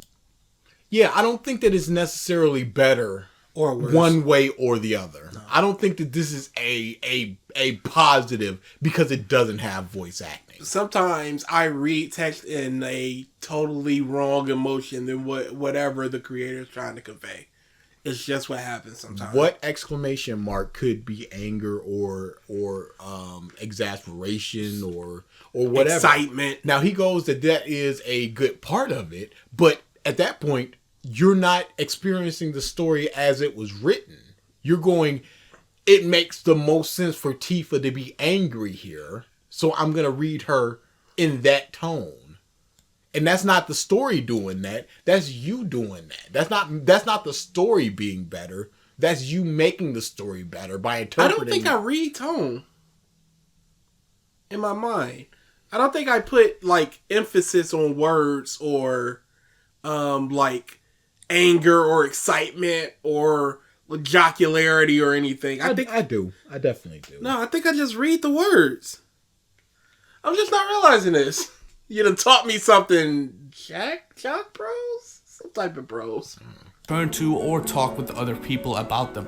Voice acting can't do that because it's a more direct telling of the emotions characters are going through, giving a skewed impression of every scene. I think it was an admirable attempt to create a game with so much voice acting in it, but it's just a shame that the localization team had such major setbacks. While we're talking about characters, let's just go over the rest of the main cast and then talk about some odds and ends I missed before concluding. Hey, what did it change? It added voice acting. Okay, voice acting's only gotten better. Mm-hmm. It changed the battle system. No, it didn't really, but okay. It kind of did, but then so did other games. I mean, technically, I don't know if active time battle has been the thing since Final Fantasy 1. Well, he's going to do a big wrap-up and explain everything that was changed. I hate this character. Auron's a badass, yet he's a vague motherfucker and a half. His excuses for not disclosing shit with the party seem to be non-existent. He knows everything, and yet he is also affected by everything that happened. So for him to just flat out going, dang, I'm going on a pilgrimage to sacrifice the daughter of the month that I did not want to die. Couldn't save. Dang. It do be like that, huh? It sure do Weird. be like that sometimes. Oh, I slipped. Always have to remember people may slip up. Knows everything, and yet he doesn't tell them anything. Auron also says shit sometimes that are just like, bro, what the fuck does this mean? This is your world now.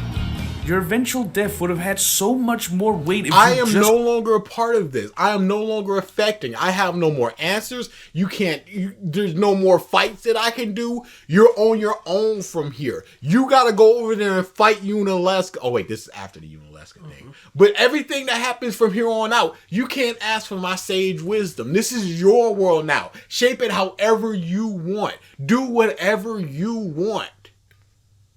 had so much more weight if you'd just gone out like how you've been throughout most of the game. A quiet badass with only one thing left to do on his to-do list. What's that thing? Did he show any particular interest in beating Sin? What was that thing? Don't just say that there's a thing. But there was a thing. And here's the thing. Riku's an Albed, one of the different races. That's what she's got going for her. Oh, and she's apparently cousins with Yuna, which is... she's excitable. Yes. She's and kind of petty. Like when the Waka thing, where it's just like, hey, I had a really good idea. No, it was my idea, and they're running in front of each other. She's very emotional and attached to people. And childish. There's a lot going on with Riku. Which is the reason why she tries to kidnap her multiple times. You're her fucking cousin. Can't you have a talk with her about this? Something that shows the true feelings she had towards the cause she's doing this for. I don't even... When could she... She didn't want her to go on the pilgrimage. When could she have a conversation with her? When do you just walk up and just with that Albed hating mother? Mom just sitting there sniffing them out. I can smell the machina on you. Oh yeah, that's oil. Heathen. I don't even mind. But it's the kidnap. Bring her here and then have the conversation. I don't even mind that you'd kidnap her afterwards if you'd just talk with her. But no, then we couldn't have our shitty reveal scene, could we? Why doesn't any of these characters talk to each other? They do. Pause. I think it's more of a failing on this individual than the game, that throughout a 50, 60 hour game, he has less than a paragraph to say about each character. I think that's more of a failing on him than the game not doing enough. Waka's a fucking idiot. I mean, that's just part of his character. He's the traditionalist of the group who still follows Jevin's teachings rather strictly, but he's not completely unchangeable in his standings on life. But it feels like he's forced to think a certain way rather than persuaded to thinking there might be better outcomes. A specific moment I remember is at Moonflow where he curses Albed. This makes Tidus mad and he tells him to stop, and he just stops? Did I skip a page? He doesn't want to get into a fight. Yes. Waka was just like, those sand-blasted grease monkeys. What are we doing here, buddy? So he's essentially spouting racist epithets to the race who's 2 seats away from him, and Tidus, who knows that she is that race, going, hey, gotta calm that out. Whatever happens, we're gonna protect her. And he goes, what is the next thing to say? No, them! No, let's go get him right now. It's like, yeah, I guess we are gonna protect her, as we did. I think he saw that his racism was showing a little too hard. Yeah, Tidus is just like, whatever comes, we're gonna handle it. And they do handle it. And he's just like, yeah. So he just calms down. Did I skip a page somewhere? Is that really all it takes? It's very easy to make things look bad. He never stopped being bigoted after that. Yeah, no, the bigot continues up until the home being blown up and Riku hugging him, and he's just like, oh, this girl is losing her home, and I'm just sitting here just going, oh, she's touching me. It's like, no, this is just a sad person. A sad person that has been on this journey with us for quite a while. She is a normal person. She's been this normal person all this time. Me knowing that she is now out there changes nothing.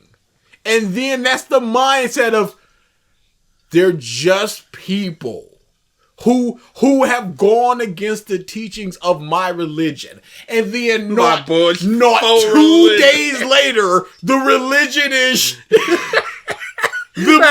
the high priest has been dead for 200 years. Oh, yeah. And he knows all this stuff. And they rock up in the biggest church and it's machina everywhere. And he just goes, well, everything's a lie, all right?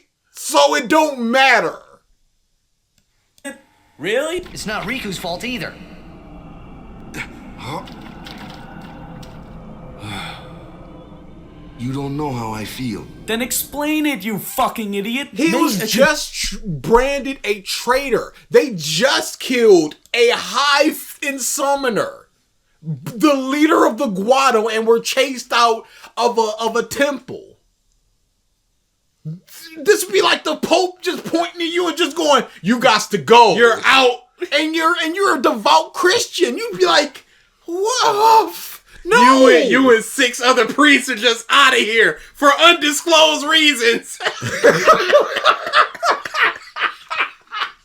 Redacted. But yeah, you have essentially killed the Pope.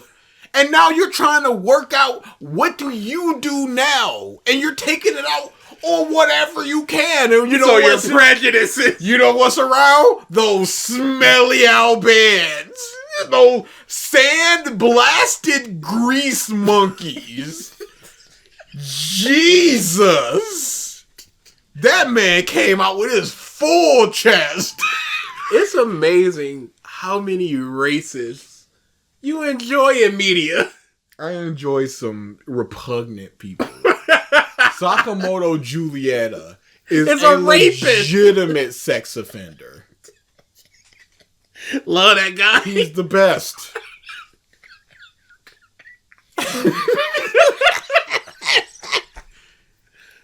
Fucking idiot. Make a connection here. Am I seriously supposed to like these assholes?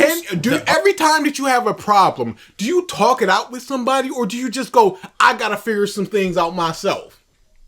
Not everything needs a conversation. Sometimes you just gotta stew and sometimes you don't know what I'm going through. I can't even explain what I'm going through. I'm going through 23 years of everything that I've been told is not, it's a lie, but I'm a traitor to everything that I know. I have no way to get back on that track. Now Yuna, we don't know, number one, where she is or how do we get her back to that pilgrimage because we can't go into the temples because we're now race traders.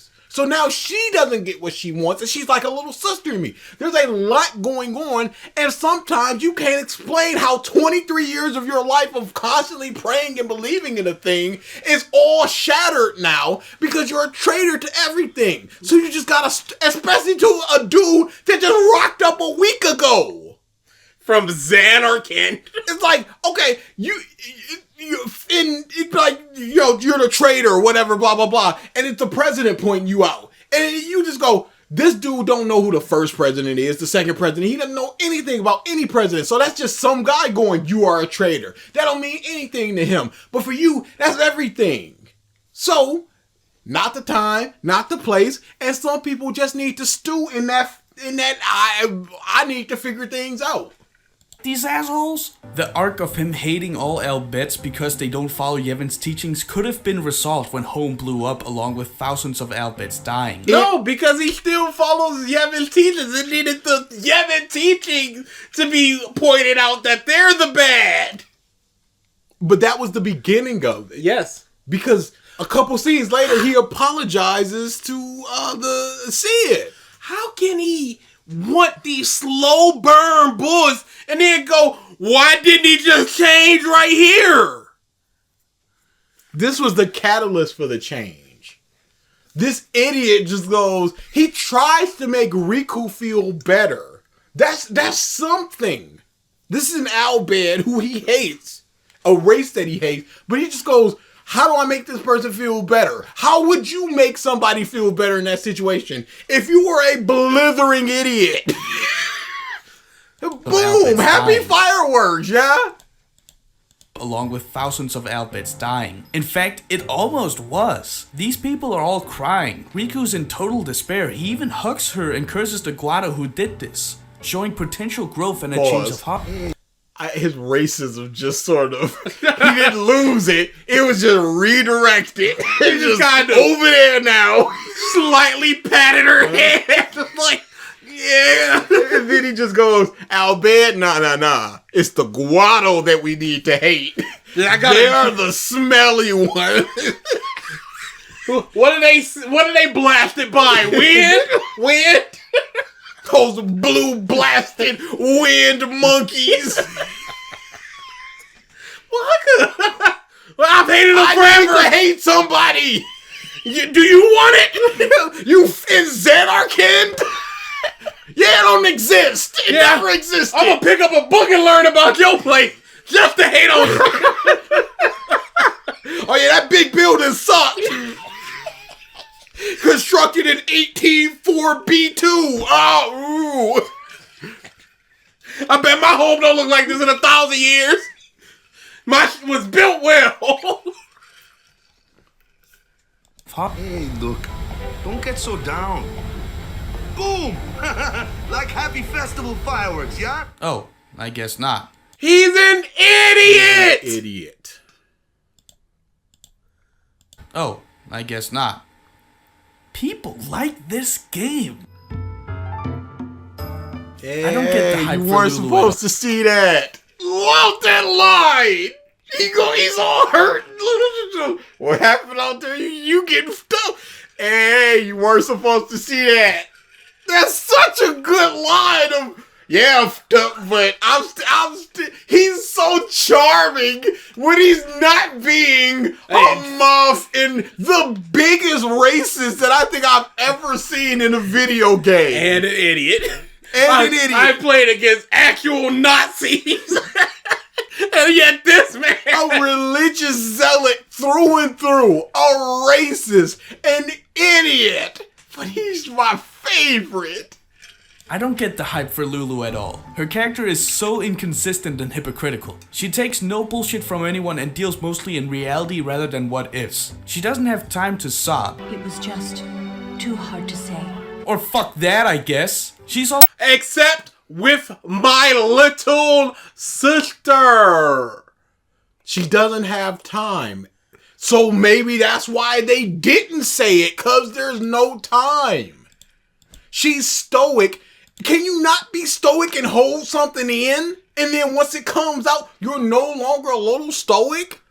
And as we see throughout the series, she goes from, you ain't from Xanarkin, shut the up, to, yeah, you're Xanarkin, it wasn't like this. And even Titus just goes, oh, you're starting to believe, aren't you? He's like, she goes, I'm believing in something, because something ain't right here. So we see those. I smell it.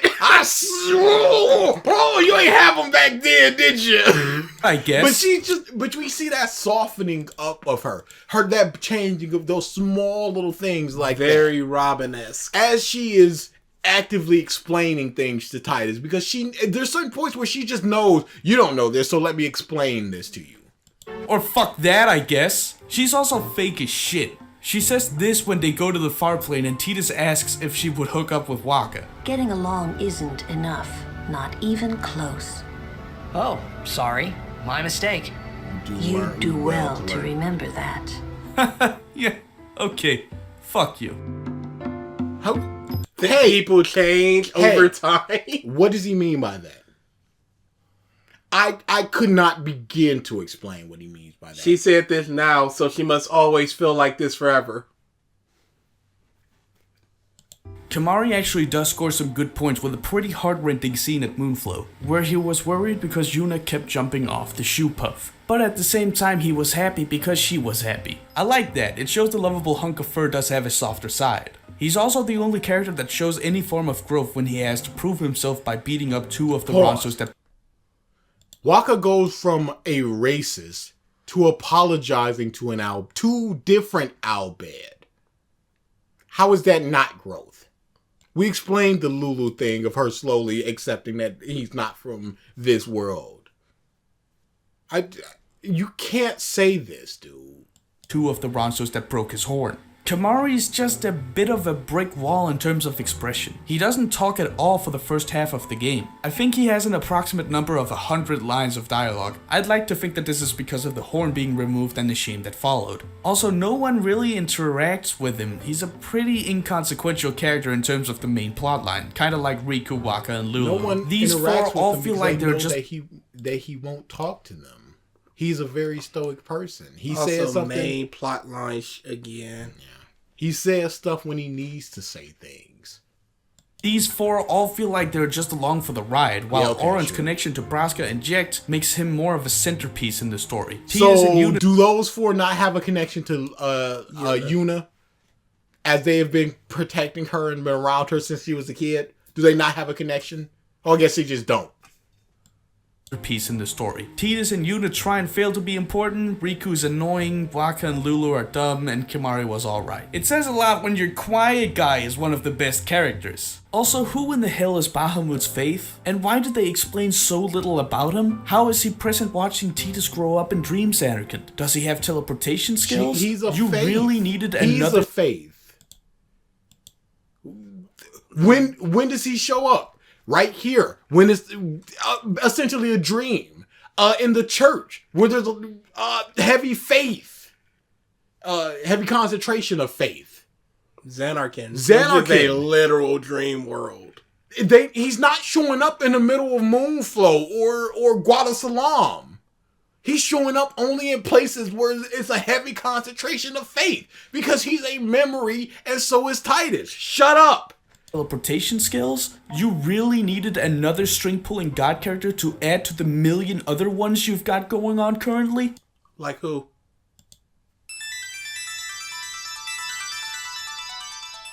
When discussing the villains, I have to start with the question, which one? Because there's two who get focused on, and then the main guy who doesn't get any screen time, and then there's Sin and whatever. If the answer to that is all of them, piss off. I think there will always be room for a second prominent... What's wrong with having all of them?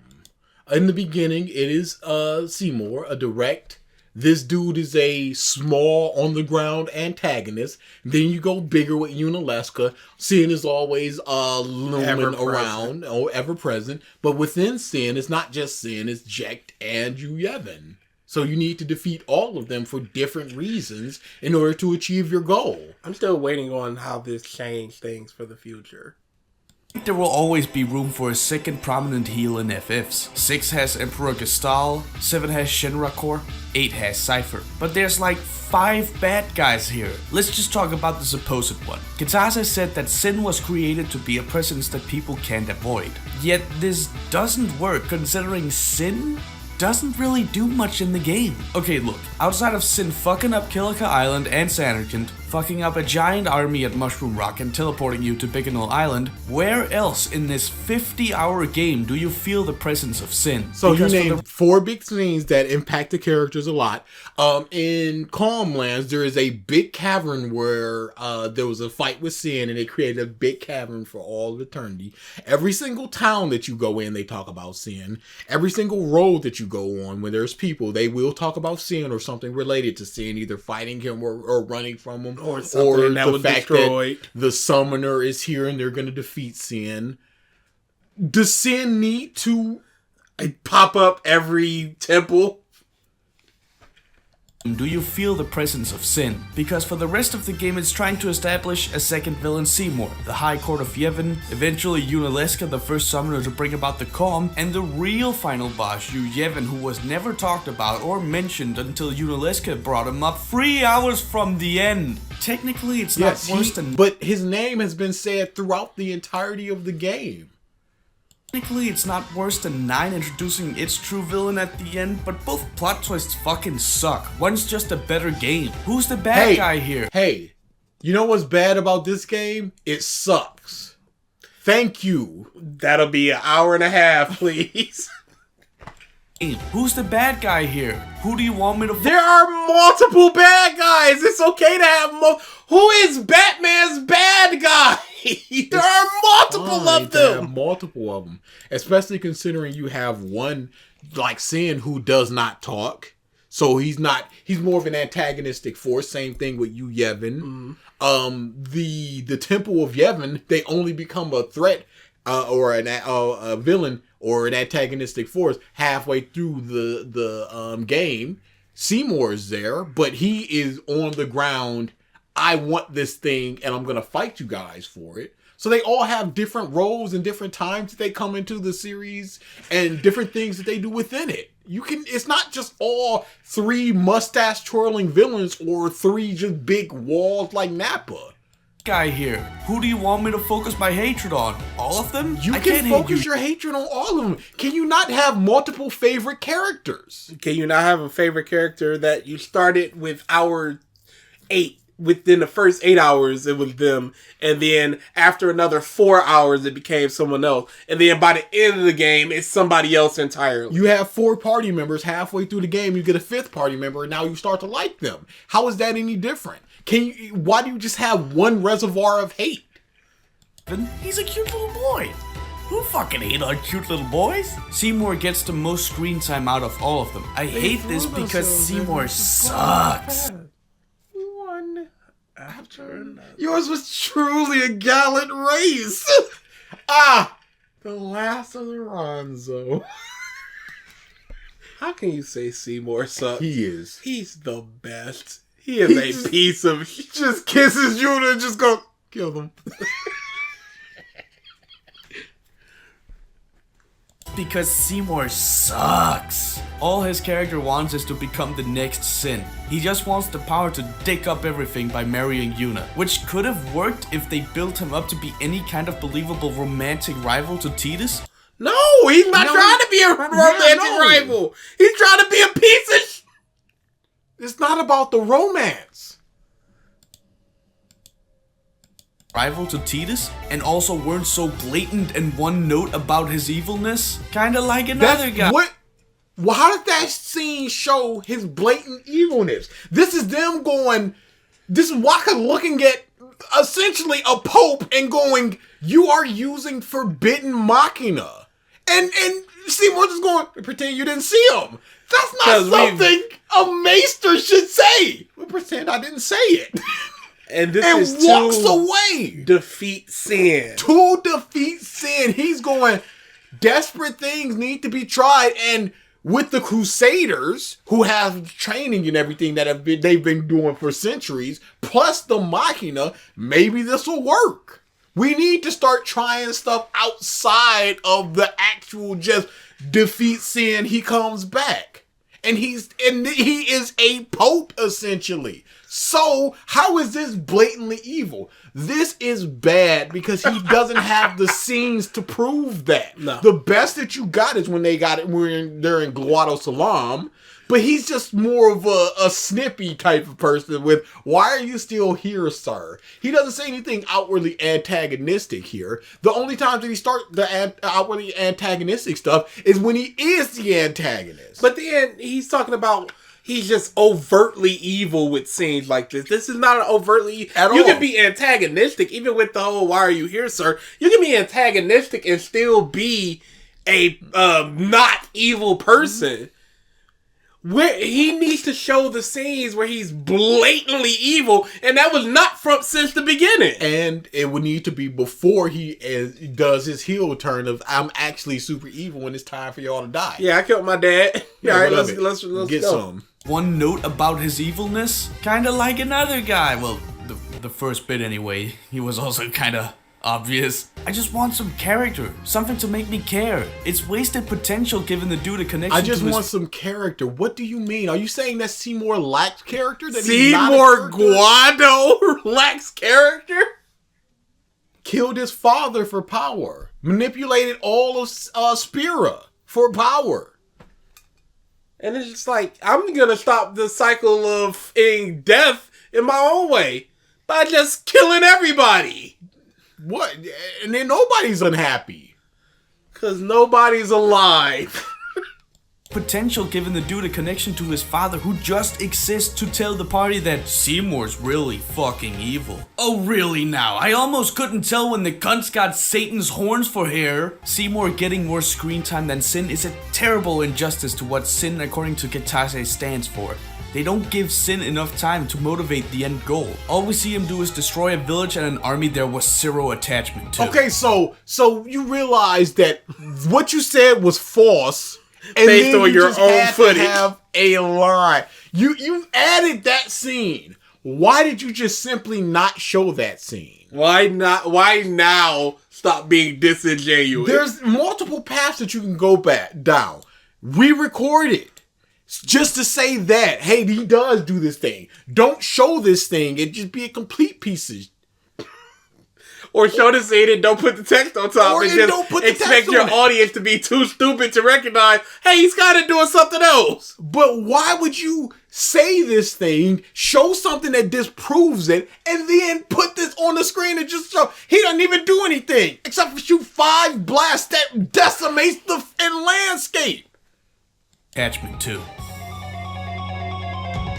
Send the dead. When people die in 10, they don't actually die. They turn into fireflies. If they remain like that for long without being sent by a summoner, they turn into fiends, the monsters you They fight. can Now you turn see into there's a fiends. loophole to this. Because Oren, Yunaleska, Seymour, and the Yevon Maester Yomaika are all dead. Yet none of them have turned into fiends, and you can see them walking around. But that's because you can still be walking amongst the living in your physical form as long as you have a powerful will regarding an unfinished purpose. They're called the Unsent, and this is bullshit. They use this excuse so goddamn many times in the story that it removes the little tension the story had entirely. Twice? 5. He named the 4, plus there's another summoner that you do little trials with. No, but he's saying that they... Why would I care about this, Xbox? He's saying that they use the plot point a lot. I don't know if they use the plot point a lot or they're just... like Oren, the plot point is not he's an unsent. It's just I guess plot... unsent. Maybe he means plot device. They use the plot device so much. I would like for him to say what he means. EA, what could you possibly want from me? Nothing. Absolutely nothing. He said EA, not DA. I was confused for a second too. Tension the story had entirely. And how strict can the will be? In what if- way does it remove the tension? Because I guess people could come back. But who comes back that we see? Who do we see die and come back as an unsent? Seymour. Yes. The list ends there because the rest are already unsent. And how strict can the will be? What if I left the stove on and I had to turn it off so my house doesn't burn down with my family inside it? Would that constitute for me Would to you be- trust your family? Because if I died and I'm like, you guys would turn off the stove. Yes. But is it a bunch of children in the house and they don't know that the stove is on? There's a lot of different things here. Is everybody awake? Is everybody asleep? Are they? And I feel like if anybody dies, you're going to become a fiend. So yeah, it depends. that constitute for me to basically become an immortal? I ask this question because there's so many okay. unsent in this. Yeah, so let's look at them. Oren, who's just like in Jet was like, take care of my son. That's a strong enough will. Your friend, both of who have died, would go do that. Seymour, I want to become sin and destroy everything. Absolutely. The Maester. I have the knowledge to protect. It is me. I have the knowledge to protect all of Spira, so I'm sticking around. She's the person who's also an unsent, but she's training other summoners. That's her whole thing. And there's one more that I'm forgetting. Was Yunaleska? Yunaleska. She's the mom that just that explains all the sin stuff and does the thing that beats sin. So Many that's unsent- everybody who is dead and an unsent and their reasons for being an unsent. I think that those 5 reasons are a good enough reason for them all to remain tethered on Earth. Another thing that I forgot to mention about Yuna that I absolutely love. It's everybody as a matter of fact. Once they figure out the whole Yevon stuff and the religion's all fake, they don't do the bow at all. I took note of that. Nobody in the party does the bow because the religion's bullshit, and this is the symbol of the religion, and we ain't doing this. I love that. Many unsent in this game that just are around. People who died a long time ago. Unaliska is over 1,000 years old. Was it her will to never die ever? What in the hell would No, Mr. she wasn't sent. She needed she needed to pass the knowledge of the said stuff to people. Yes. And if you're not sent, then you can't go on to the next stage. And when she is killed, the dude's just like, well, I'm out of here. Yeah. Because there's nothing left She here. was the only one that knew. And he can send himself because he is a maester. And they're taught how to do that. Summoners, maesters, it's all the religion thing. So the highest dude, of course he can send people, including himself. So he just poofs away. Ever? What in the hell would Maester Micah's resolve be? To carry on being the Maester? They address that his leadership is invaluable to Spirit, yet not so invaluable when he sends Well, you himself. just explained it. Yeah, okay, so here's Sin's gonna wipe out everybody anyway. I don't want to see Sin kill everything that I know and love, so I'm out of here. Invaluable when he Introduces. sends himself. Oh, by the way, when unsent don't want to be there anymore, they can just manually turn into fireflies again. They don't actually get sent, which you can't say that unsent can do that. We've only seen that one person. That one person is the highest person in the religion that we know of.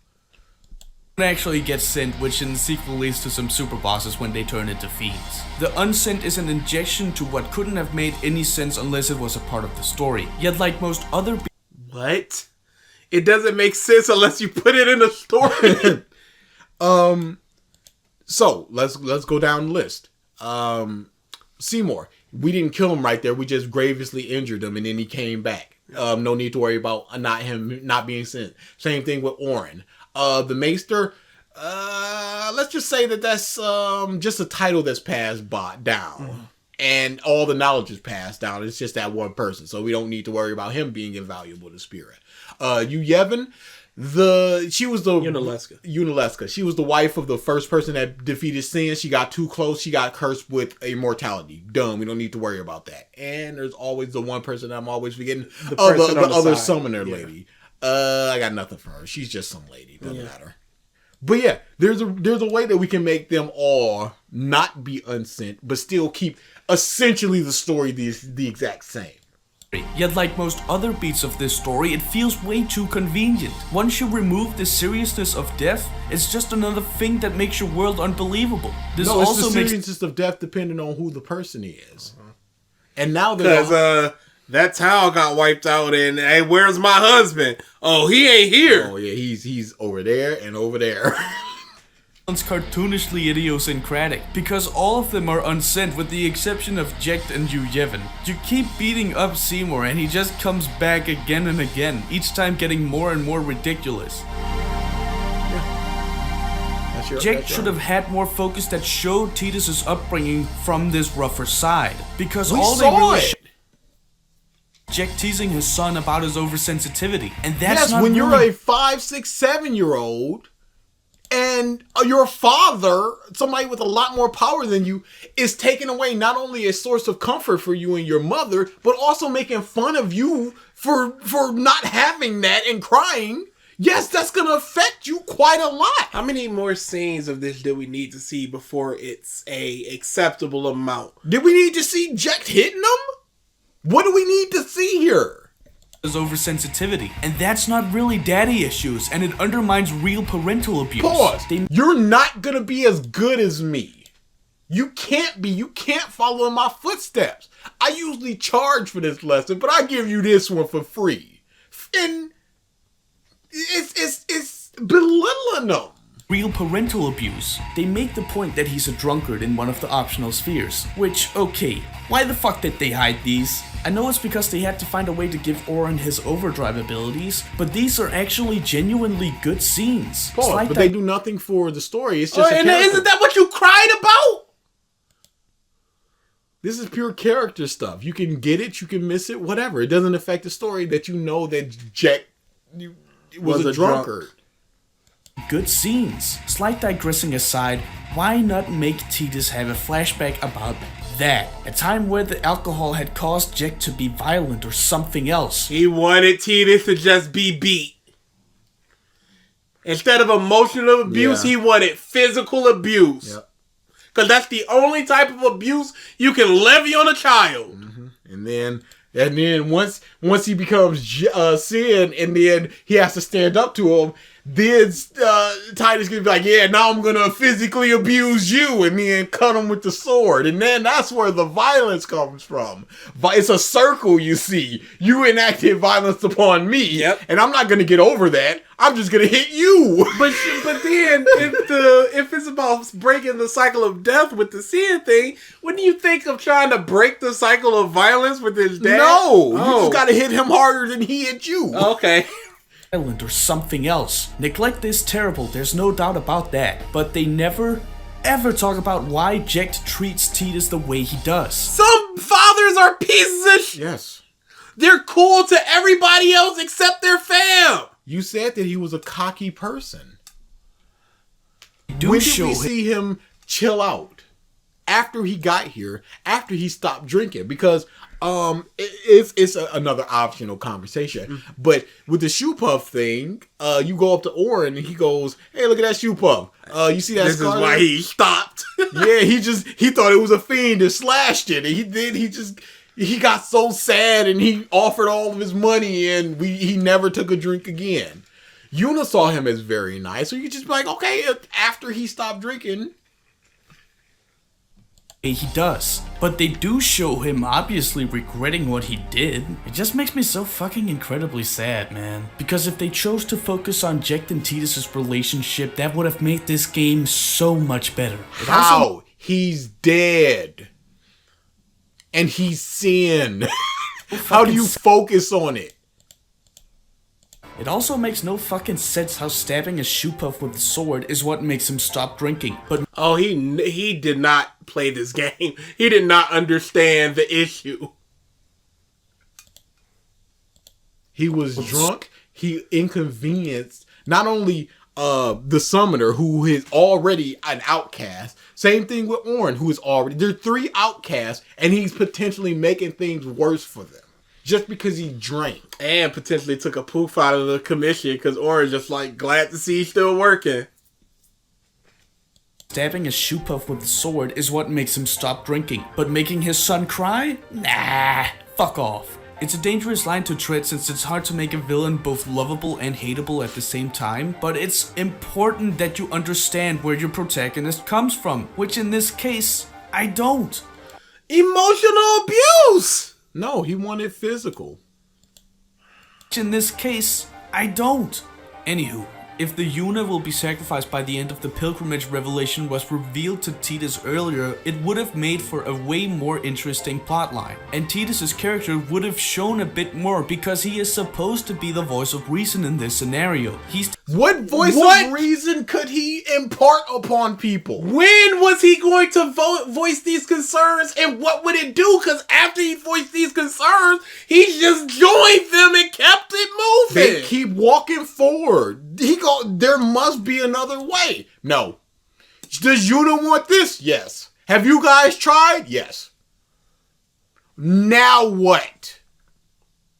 Reason in this scenario. He's the guy that takes the initiative to tell the party what to do after the final Faith Chamber encounter goes haywire and everyone's trust in Yevon has shattered. Yes, because he has no trust in Yevon. He doesn't give a shit. He doesn't care. So what does he do? The path forward. We just go. We defeat Sin. Head down, go forward. Well, what do we do now? Well, we beat Sin. How? Well, we figure it out. He doesn't have a plan. He doesn't just go, a ship in the sky will sing a hymn of faith, when you hear that, you join along. That wasn't the plan. It was just like, we'll figure something out. We have to now. That was kind of my plan when I quit Burger King. Because I'm like, I'm looking for a job. I'm just kind of lazily looking. But no, I'm throwing up something on Indeed every now and then. But now that I don't have a job, I need to look. It's the desire or necessity is the mother of innovation or something, whatever that quote is. When you need something, it's gonna happen. So instead of just going through the traditions, it's just like, it is what it is. 2 people gotta die in order for Sin to die and then come back. Now it's, no. If they would have left, there's still the thought of, hey, another summoner can get up there and do this thing. So there's no need. Now there's a need. So what do? We'll figure it out. It also could have led to him growing to accept it, maturing. His character was always accepted in what? Because if he would have accepted it, it would just be like, nah, you gonna do it. Go on over there and die. And then that end scene would have happened because he would have been with them, just like, hey, let's do it. It would be like, if it's the voice, if he wanted me to be the voice of reason, it'd be like, no, I don't want to do this. I don't want to sacrifice somebody. And then Titus would have like, yeah, do it. Because I'm the voice of reason. It's the only way. Sacrifice me. So what do you want? He's meant to bring the party together, and yet he leaves such a little impression on the story that some people I've seen talk about 10 don't even call him the protagonist. I don't care what some people who talk about 10 says. I don't give a... The protagonist. Reading the interviews with people... Hey, who do they call the protagonist? And for what reason? Yuna? You can say they're the deuteragonist. But beyond those two, who else could it possibly be? Reading the interviews with people post-release, I'm finding a much different game from the one I played. Themes of exceeding your peers' achievements as well as talking about family, using the newly implemented voices to articulate scenes in a more directed way, and a deep connection between the party as well as Yuna's Aeons, which I can see a vague version of most of these, but that's all it is, and it just makes me yearn for a better game.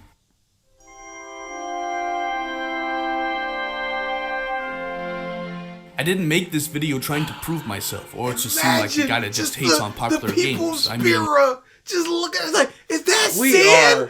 Are they 3 doing minutes it? away. Yeah, no, he's gonna explain it. No, we are 3 minutes away, and you're making me pause so you can jizz over this game some more. Wrap this up, B. This game. popular games. I mean, my favorite in this series is 7. This video. Why?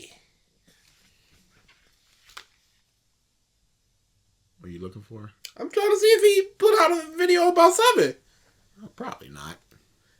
He didn't do too much. Then what's the point of slagging off 10 and just like, oh, I ain't to make this so I can slag off? Because it's easy to praise the thing that everybody likes in comparison to this, which people may not like. It's easy to do that. Made as a form of catharsis. It affected me in a negative way to see one of my favorite franchises take such a drastic turn and become common denominator bullcrap. For me, 10 marks the turning point in quality for the whole series to become boring, lazy, and predictable. Yasumi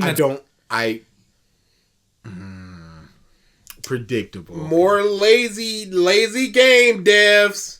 This is a lazy Clap video. it up. This is a very lazy video. Just for the fact that you just mentioned those 3 things without qualifiers. And I don't think that you properly explained it throughout this video. I don't think boring has been a topic of conversation for more than like 20 seconds. I don't think that you've properly explained that. So I do not think that this is not a lazy video. This is extraordinarily lazy based upon the fact that you just like I said, the explaining the romance versus not explaining a bunch of other stuff in just one sentence, yada yada, ain't over it. 0 about the music from the other games. That's very telling. This music bad and forgettable, nothing about the other musics. He does not have a video. Are you surprised? got the chance to make one last good game, which I'm playing through currently and having a blast with. But first, Final Fantasy 12? That game sucks! Allegedly. Currently and having a blast with. But 13 would go on to be the lowest point of the series. Okay, 13 sucks in a vacuum, regardless of what happened with 10. Mm-hmm. It sucks for its suckiness. What did 13 gain from 10's influence? Lowest point of the series. And the newly released 15, I'd argue, goes even further than that and presents something I would frankly call unfinished, which I have very little tolerance for. I think these games failed because they were trying to appeal to all. Do you think that your video is finished when several times you've had to put up captions and whole explanations of I understand what's going on in this laughing scene? Do you think that it's finished when you essentially patch it after the fact, like they did with the 15? When Final Fantasy as a series is known for its individuality, its different story ideas and mechanics they make for every game, sometimes mixing together elements from previous games or reinventing the wheel, and sometimes mixing fairy tales, high fantasy, and or reality with... He still is on Twitter. Good for him. But he does not make any more videos. He is also a web developer. or reality with deep morals and questions pertaining to a society we might see a bit of ourselves in. It's why the favorites are so different and why these games get praised so much to be... And they're different because all the games play different, have different characters, feature different stories. Why wouldn't somebody favorite be 8 or 9 or 10 based on whatever the story is that connects with them, the gameplay is that connects with them, the character that connects with them? I don't care about these games being people's favorites because every game is somebody's favorite. What the you stupid Oh, that's pretty rude. I was just talking about favorites. One Piece, Wano arc. 10 out of 10. Is it the best arc in One Piece? No, but it's close. There are other 10 out of 10s. We have a bad rating system as well. The quality per episode jumped so drastically that I started watching weekly again. Oh, Not only some of the best animation. Agreed. He's got some good takes. Phil. This is a man that I would trust to do an hour-long, pretty bad video about a game that I love. With 10 also tried to do this, but the key word is tried. It felt safe. So then, what did the other things do that took from it?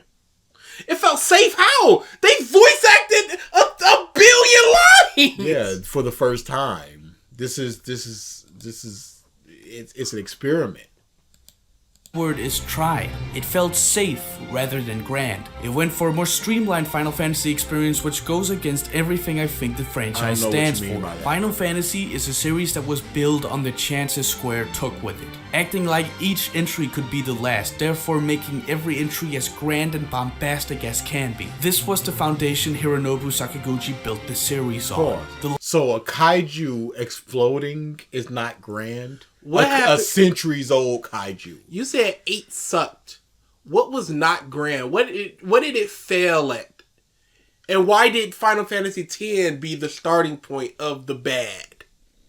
Hurrah of a company that was about to close its doors, which ended up becoming what it is today, with the team always willing to jump into the... No! They released a movie and they had to merge with another company to survive! I desperately want to watch that movie again. I have no doubts it's not as bad as we remember. I think its greatest sin will be dreadful boredom. Oh, yes. That's what I believe as well. And mild confusion. Attempting the absolute cutting edge. These are games that transcend space and time. They have... And hey, Final Fantasy X just doesn't do that. Transcend space and time. But why is it on top of everybody's favorite list? Why is it on top of everybody's game? I guess it's transcending space and time then, huh? If everybody loves it, huh? Never been scared of taking leaps into territories where few have tread. Where the... What are you talking about? Can you give some examples where they were doing things other companies simply were not? Nation is not nearly as important as the drama, the laughs, the thoughts, the memories delivered throughout. That's what this series means to me. Through all the memories it has given me, the good and the bad, I will continue to look forward to every new installment that comes out, no matter the promises, no matter the price, and no matter how many of them might turn out to be shit.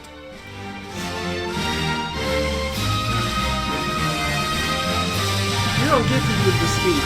Yeah, you don't. Why are you showing these grand moments after going, this sucks? But I swear to God, if you make 10 free, I will firebomb your offices. It didn't even have the main theme in it. Fuck this game!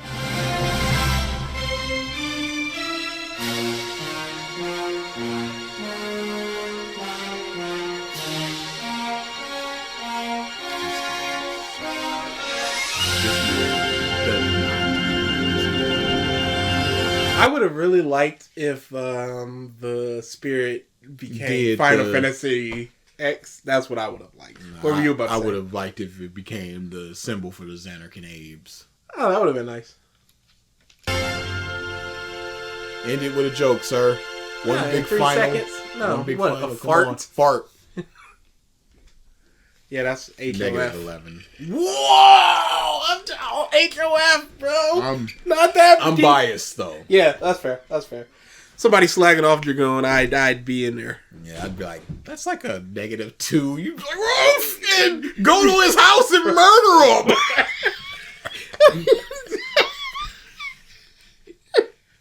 I don't necessarily like this game. All right, genocide. I guess you don't like life. All right. Okay. And here it comes. Here comes my sniper wolf arc. Yeah, that was really, really bad. Plague Who Gripes made a Final Fantasy X video, and I'd like to see that. It seems more I don't know how negative it is. I skimmed through it, and it seems pretty negative, but I'm going to check that out afterwards. I'm going to start diving into I might start looking into positive videos for Final Fantasy X, because I really, really like this game. And every time I play it, I forget how much I like this game. Like, I could pop in Birth by Sleep, which I think is the best and my favorite Kingdom Hearts game. Gavin. Do not try to fight me. I will ban you. Gavin. But Gavin's the worst. No, Traiton's the worst. No, Gavin. Speaking of which, look at him. The state of him in Devil May Cry 5. But yeah, get him out of here.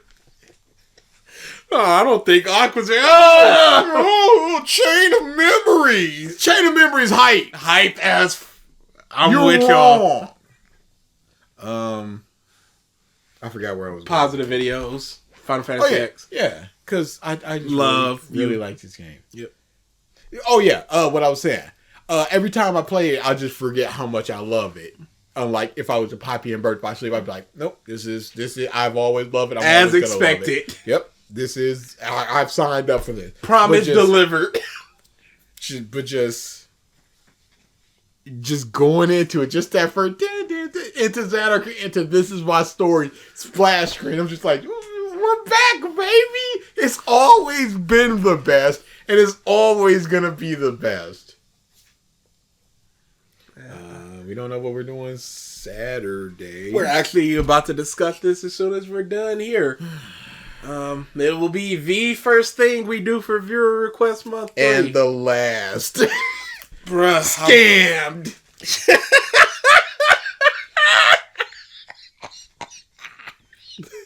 The Omni scam. We start the video and then just put a giant X on the whole list and just make whatever we want. Yeah, we turn to the audience and do DX crotch chops, right? Okay, real quick. I don't like this.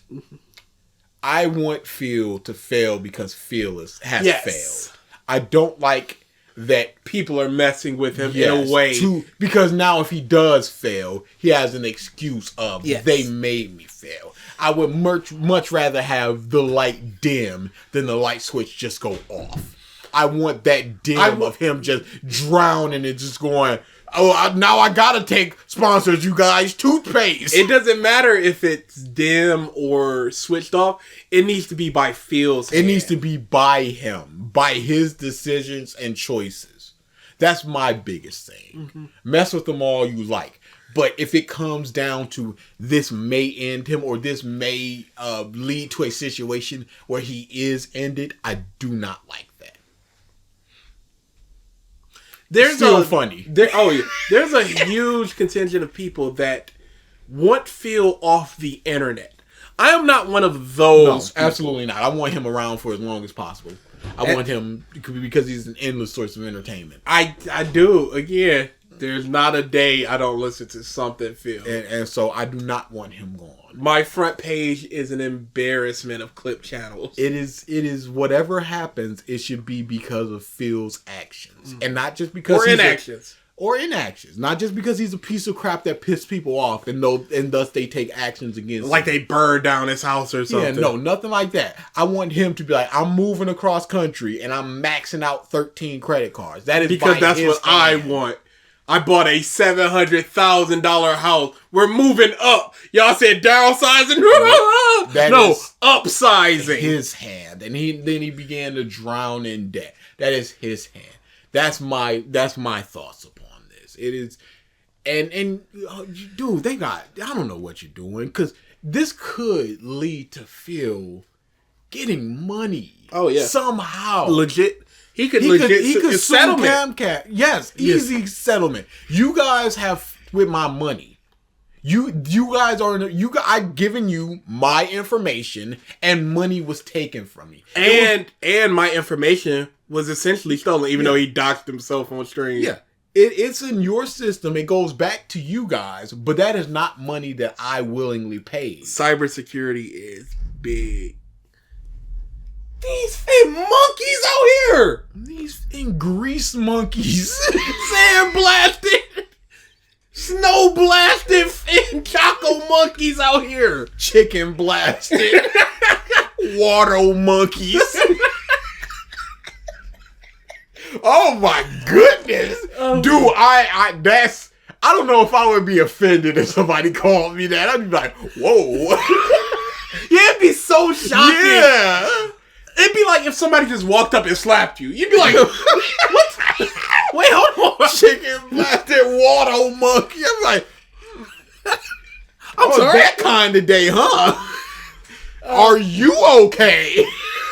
So it seems like the person that did this went to Kiwi Farms and posted up. But here's the issue. He's showing I don't know if it's a guy or a girl, they're showing the ticket numbers that they resolve. And that's easy to trace back. Easy to trace back. Mm-hmm. I can legit search up tickets, not my own. Just if I have the number, I can search them in our system. Same thing in my system. So yeah, it's they're donezo. They're done.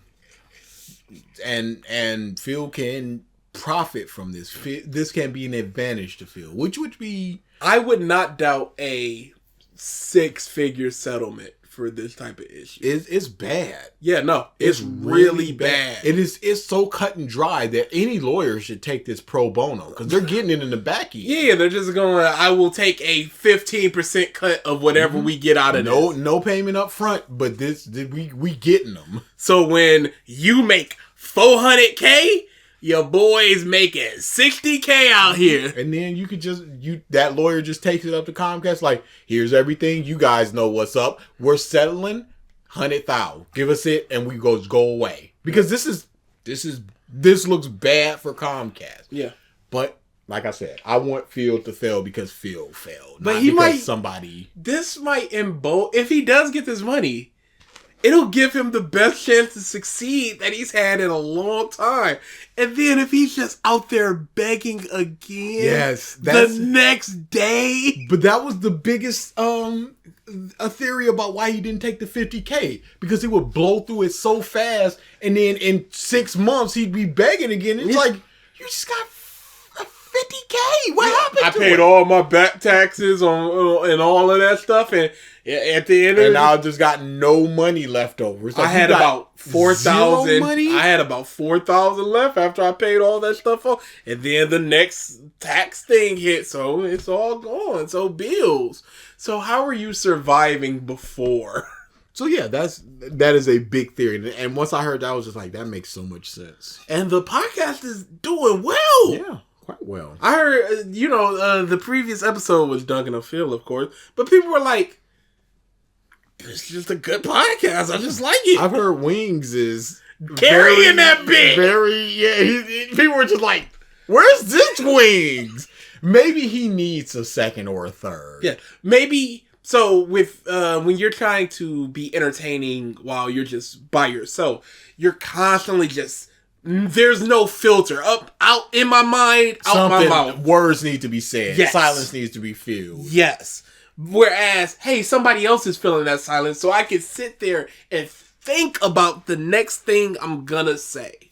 It's also the fact that he has said that he doesn't like video games. And this is something outside of video games. So he's probably a little bit more up since it's something outside of his wheelhouse, something new that he's doing. So that's the same thing with the angry video game nerd. He does not like playing those games. Sometimes he doesn't even play the games that he's doing. And he's just like, I have these side projects and I love them. But this is just my job. It's the money stuff. You can have that side project, or sometimes you can mush the side project into your main project, like Nostalgia Critic, where he just goes, "Oh, y'all ain't like film real? Or you how about a little?" Well, these are my friends, and I paid them, so you want Nostalgia Critic? Yeah, you got it for a price, a little bit more too. You can't escape. There's who is it? Lady Emily that did a expose on that. It's a very good video. I love that very, video. very good video. It's one I rarely revisit videos. Like Stephanie Sterling, I'll watch her stuff and I'll go, okay, I watched it once, and I essentially never need to watch that particular video again. I go back to those what was that one where they tried to sue the hunting ground? Something like that. But something media or something. Yeah, no. I love those. There are some that you're always gonna go back to a video or two. I've watched that Oof video like 6 times. H-Bomb is the notable exception, because I will just go through his entire catalog in an afternoon. It's so bad, because then you're all on the homepage, you'll start recommending. It's like, yeah, I haven't seen the soy one in a while. Yeah, woke media brands. Maybe I have a new perspective on. Oh, okay, cool. I was gonna end it here. It was just supposed to be the end, but then I just uncovered all that Guinness book stuff. It's like, well, if you want to know what the oof was, you can just cut it off right here. And that's the end of the video. Don't get to the right time. And look, it's so good. The vaccine did he tell the truth about that? No! For the longest time, the vaccine, I'm like, the vaccine isn't going to be beaten. But then this one comes, and I'm like, well, this isn't fair. And I know the next one he goes without, like, okay, now this one. Dude, the vaccine one is so fake good. They're all so fucking good. So yeah. There are just that's where I was going. Lady Emily, that's a video I just revisit a ton of a lot. It's so good. Yeah, it's late. We gotta will curtain. Yep. Curtain down. We are into in woo. No, that didn't work. Sandblasted we woo. Sam Blood Cheese.